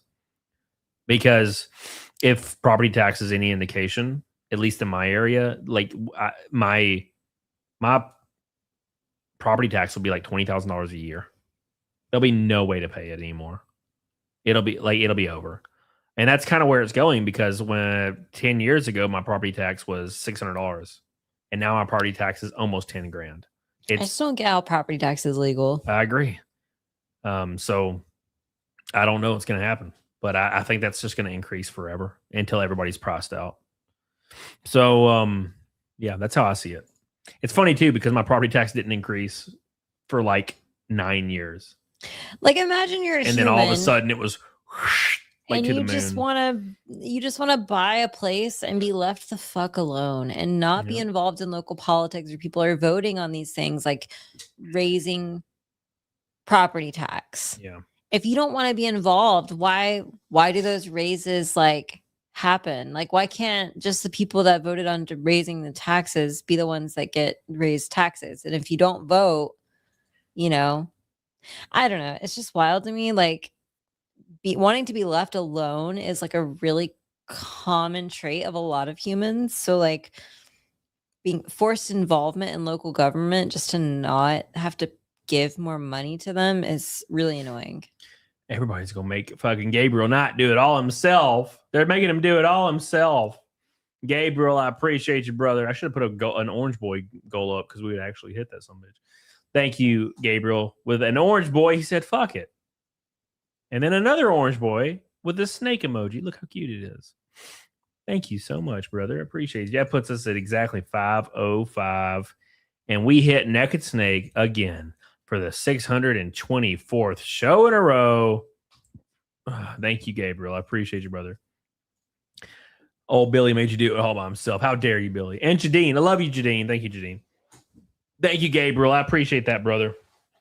I really do. I might have to piss before I do Naked Snake, though, because I might piss my pants. Thank you, Gabriel. Shout out to Gabriel, everybody. Hey, single-handedly making sure that we get to Naked Snake. Make sure you guys like the stream in honor of Gabriel. We love you, buddy. We appreciate it. It's okay, Carify. I love you. We can go watch another episode of From while we eat our lasagna, right? From's the 31st. No way. From kind of sucks. It kind of sucks. I mean, a little, but it's entertaining. The first season or two was fucking awesome. It is kind of just keeps doing the same shit. Here's one question one answer to your questions, and here's 30 more fucking questions. Just like Lost. I don't know. I'm enjoying it, but I feel like nothing's fucking happened. You know? Anyways, Renee Galarza, thank you for the 100 kicks. I love you, Renee. Renee Galarza single-handedly with the kicks tonight. Fucking going crazy. Thank you, Renee. Shout out to Renee Galarza for being goated. Goated as hell. Thank you. Carify, I'll either be on this channel, my alt channel, or I'll be on Kick. I don't know yet.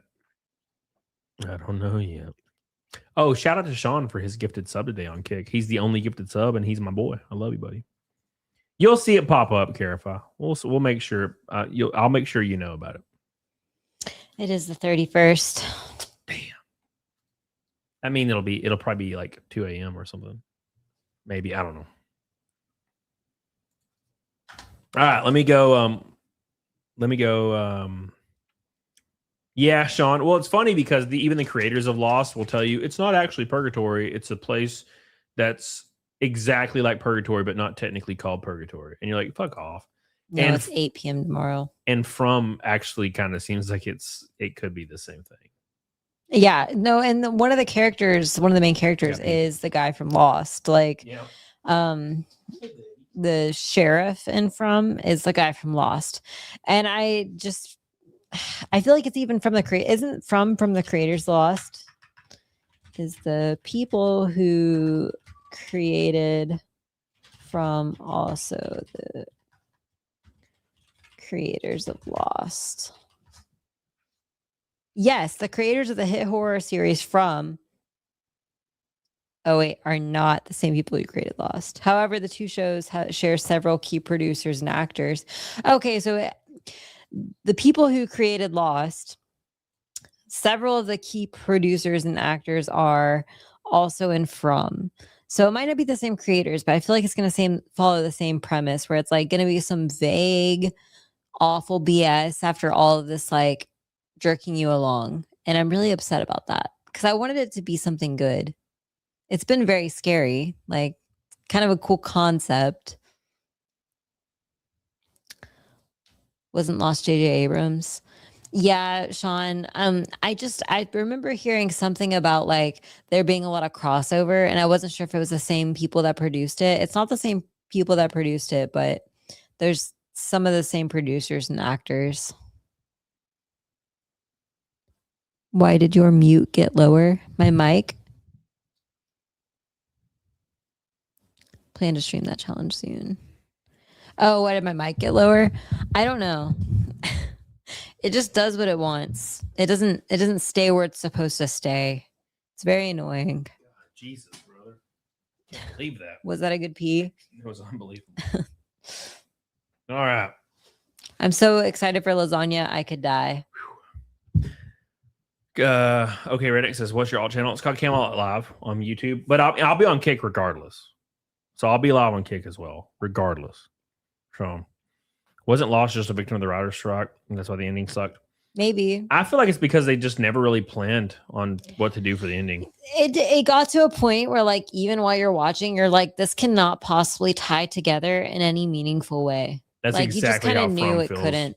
That's exactly how From feels. It is how From feels. Like, there's the giant spiders. There's like, there's so many elements of it, and I think they're right now they're trying to tie it back to like a kid's imagination, and like believing something exists means that it does or something. And I'm like, okay, well, that's just a cop out to make all of this make sense. I don't know. Lex Drummond says, like Game of Thrones. Well, Game of Thrones had the opportunity to actually be literally the best thing that's ever happened. Yeah. And they fucking fumbled it so hard. They could have kept the exact same ending and just had like an entire season to make it make sense, and it would have been three fine. or four, like 3 or 4 more seasons. And even, I mean, I don't know about the end. I don't know about why make Bran the fucking, that's so stupid. Anyways, but like what, like, well, Bran being the king kind of does make sense because he's a seer. They're choosing wisdom over strength, or what would you categorize? half Jon the people Snow. half the people at the fucking table Popularity. there, half the people at the table there had never even met Bran before, and none of it made sense. They had people advocating for Bran that had never even heard of him. It's the weirdest shit in the world. Well, the prophecy was not unheard of. The Like the three-eyed prophecy. raven, right? The prophecy.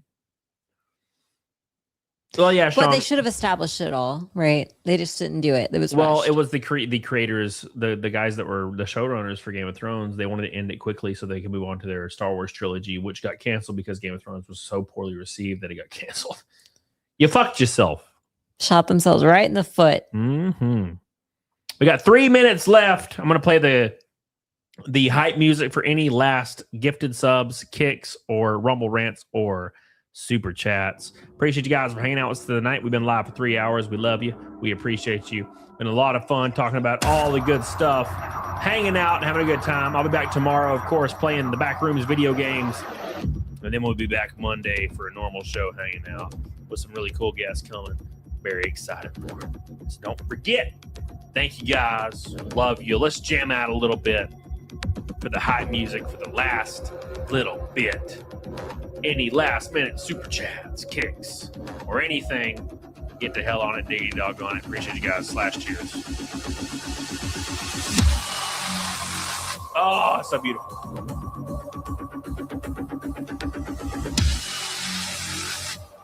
Here we go, boys. Shout out to Jadine. Shout out to Renee Galarza, Tristan. Renee Galarza, 100 kicks. Here we go. Oh my God.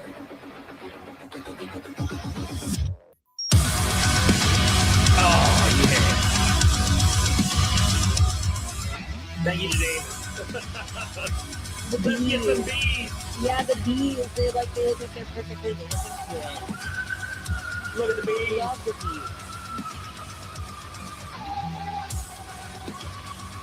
Oh my God.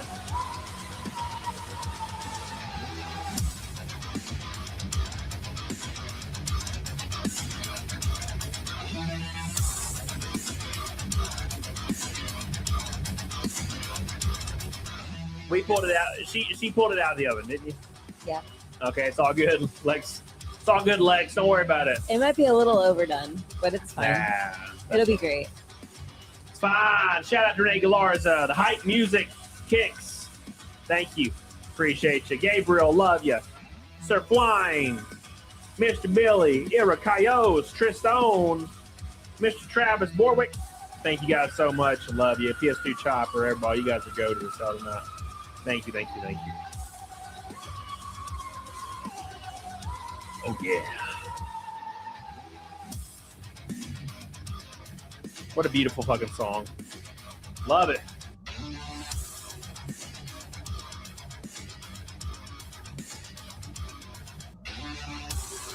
The snake will never die, Gabriel says. Face. Let's get some bees on the YouTube side. Bees. There is a bee emoji on YouTube Oops, side. all bees. I need bees on both sides. I need bees on Kick and bees on YouTube. Thank you, PS2 Chopper. I appreciate you, brother. Oh, yeah.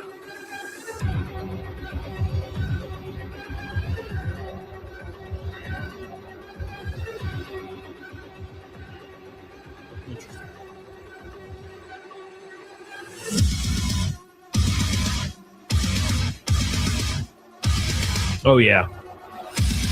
Yeah, Lex, I agree with that shit. Look at the bees. Hey, there's actually YouTube bees. Look at them. The YouTube bees are so sad. Kick bees are better. The Kick bees are better, yes. The YouTube bees are fine, but the StreamYard bees make no sense. What the fuck even is that? They're running. They're not flying. They're running.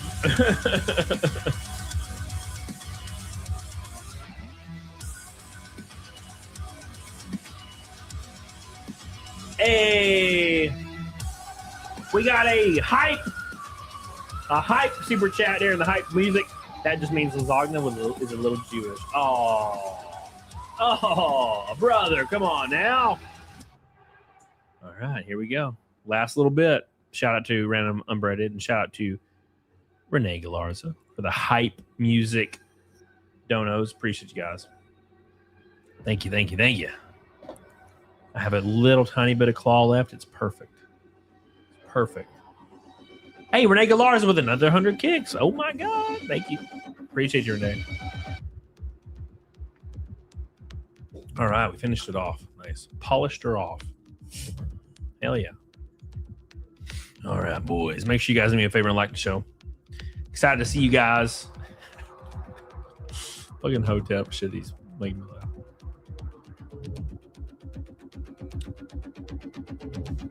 This is a good tweet.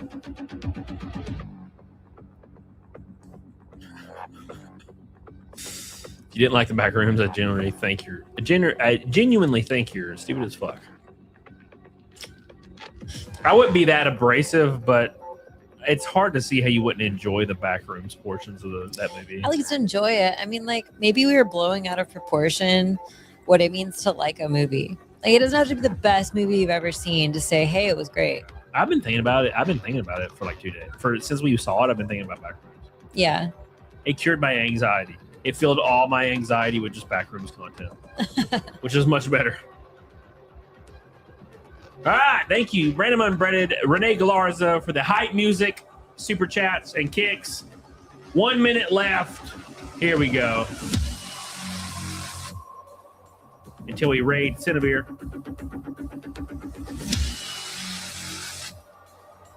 Here we go. Oh my God. It's about a 7, Folly.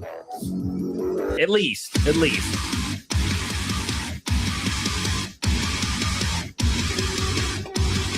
I would say 7 out of 10 for sure. At least, minimum. I rated it a little higher.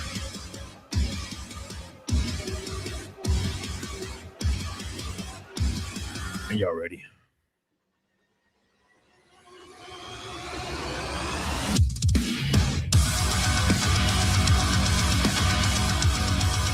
Oh, Jadine! A $20 super chat from Jadine. Oh my God. The hype mode is going hard as hell. Thank you, Jadine. I love you.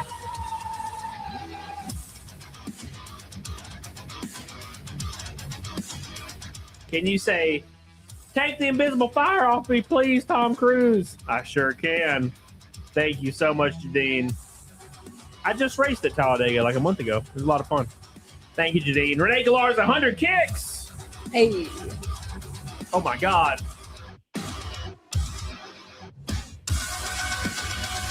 It's going. And it's going hard, boys.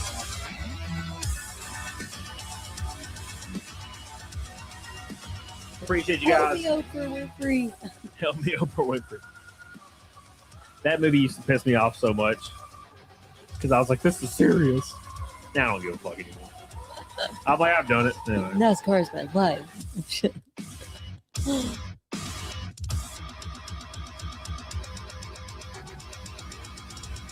Oh my God. Thank you guys so much. Appreciate you. Get the hell on it, Diggy Dog on it. Thank you, Jadine. Appreciate you so much for your orange boy. Late in the game. Thank you. All right, you free. You want to go fix up the lasagna? Fix up our plates. Hell We're gonna yeah. Smash some lasagna. Hell yeah. All right. Everybody say bye to PDH. We'll be back Monday. Bye. Hell yeah. Thank you guys. Give them a front double bicep at least. There you go. Perfect. All right, boys. It's that time. I'm going to hit up a little naked snake and then get the hell off here. Appreciate you guys so much for all your love, all your support. We always be killing it. We always knock it out of the park. Shout out to Jadine. Shout out to Gabriel. Shout out to Tristan. Shout out to Billy. Shout out to PS2 Chopper. Shout out to Reneka Larza on the kick side. I appreciate you so much. Shout out to Sean. If you look at my kick, Sean is the #1 weekly talk gifter with 1 gifted sub. Based. Sean gets to be top of the board for a second. Love you, buddy. All right, here we go. You guys ready? It's time for Naked Snake.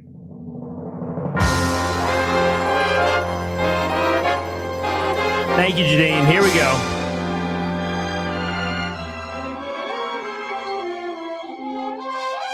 Y'all ready?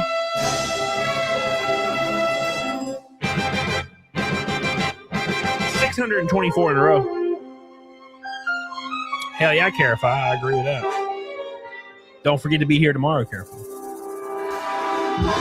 A much chiller stream tomorrow.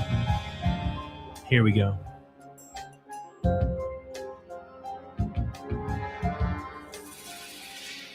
What a thrill with darkness and silence through the night. What a thrill. I'm searching, now melting to you. Here we go again. In my heart, but you're so supreme. I give my life, not for honor, but for you. Snake eater Donna, in my time, there be nobody else.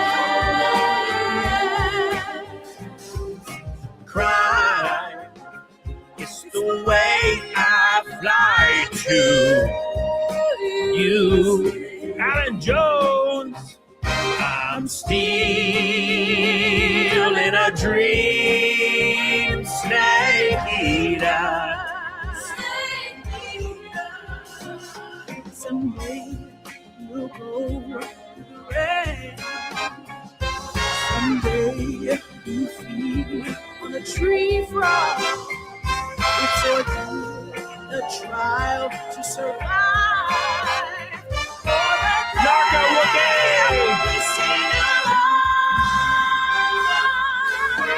Here's my life, not for honor, but for you, Sean. In my time, there be nobody else. Cry, it's the way I fly to you. Hell yeah, boys. I'm still in a dream. Snake eater. 624 times in a row. Hell yeah, boys. I appreciate y'all. One more time. Here we go. Snarko Wookie!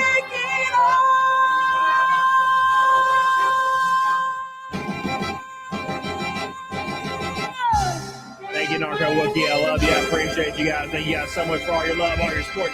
You guys are going as hell. I'll be back tomorrow for some backrooms. It's a back. No. Yeah, Backrooms. Yeah, not the back door. Not the back door. Long live the snake, Carify. I appreciate you guys so much for all your love. We're going to raid Cinevere right now. Make sure you like the stream before we get the hell out of here. Like the stream. Like it. Love it. Want some more of it. Get the hell on it. Diggity dog on it. I can raid Cinevere on here too. We're going to do that right now. We're going to raid Cinevere on Rumble on Kick and on YouTube.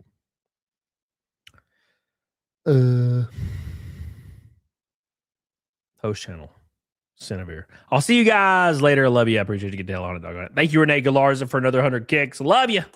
Hell yeah. Appreciate you guys. Thank you. See you all over.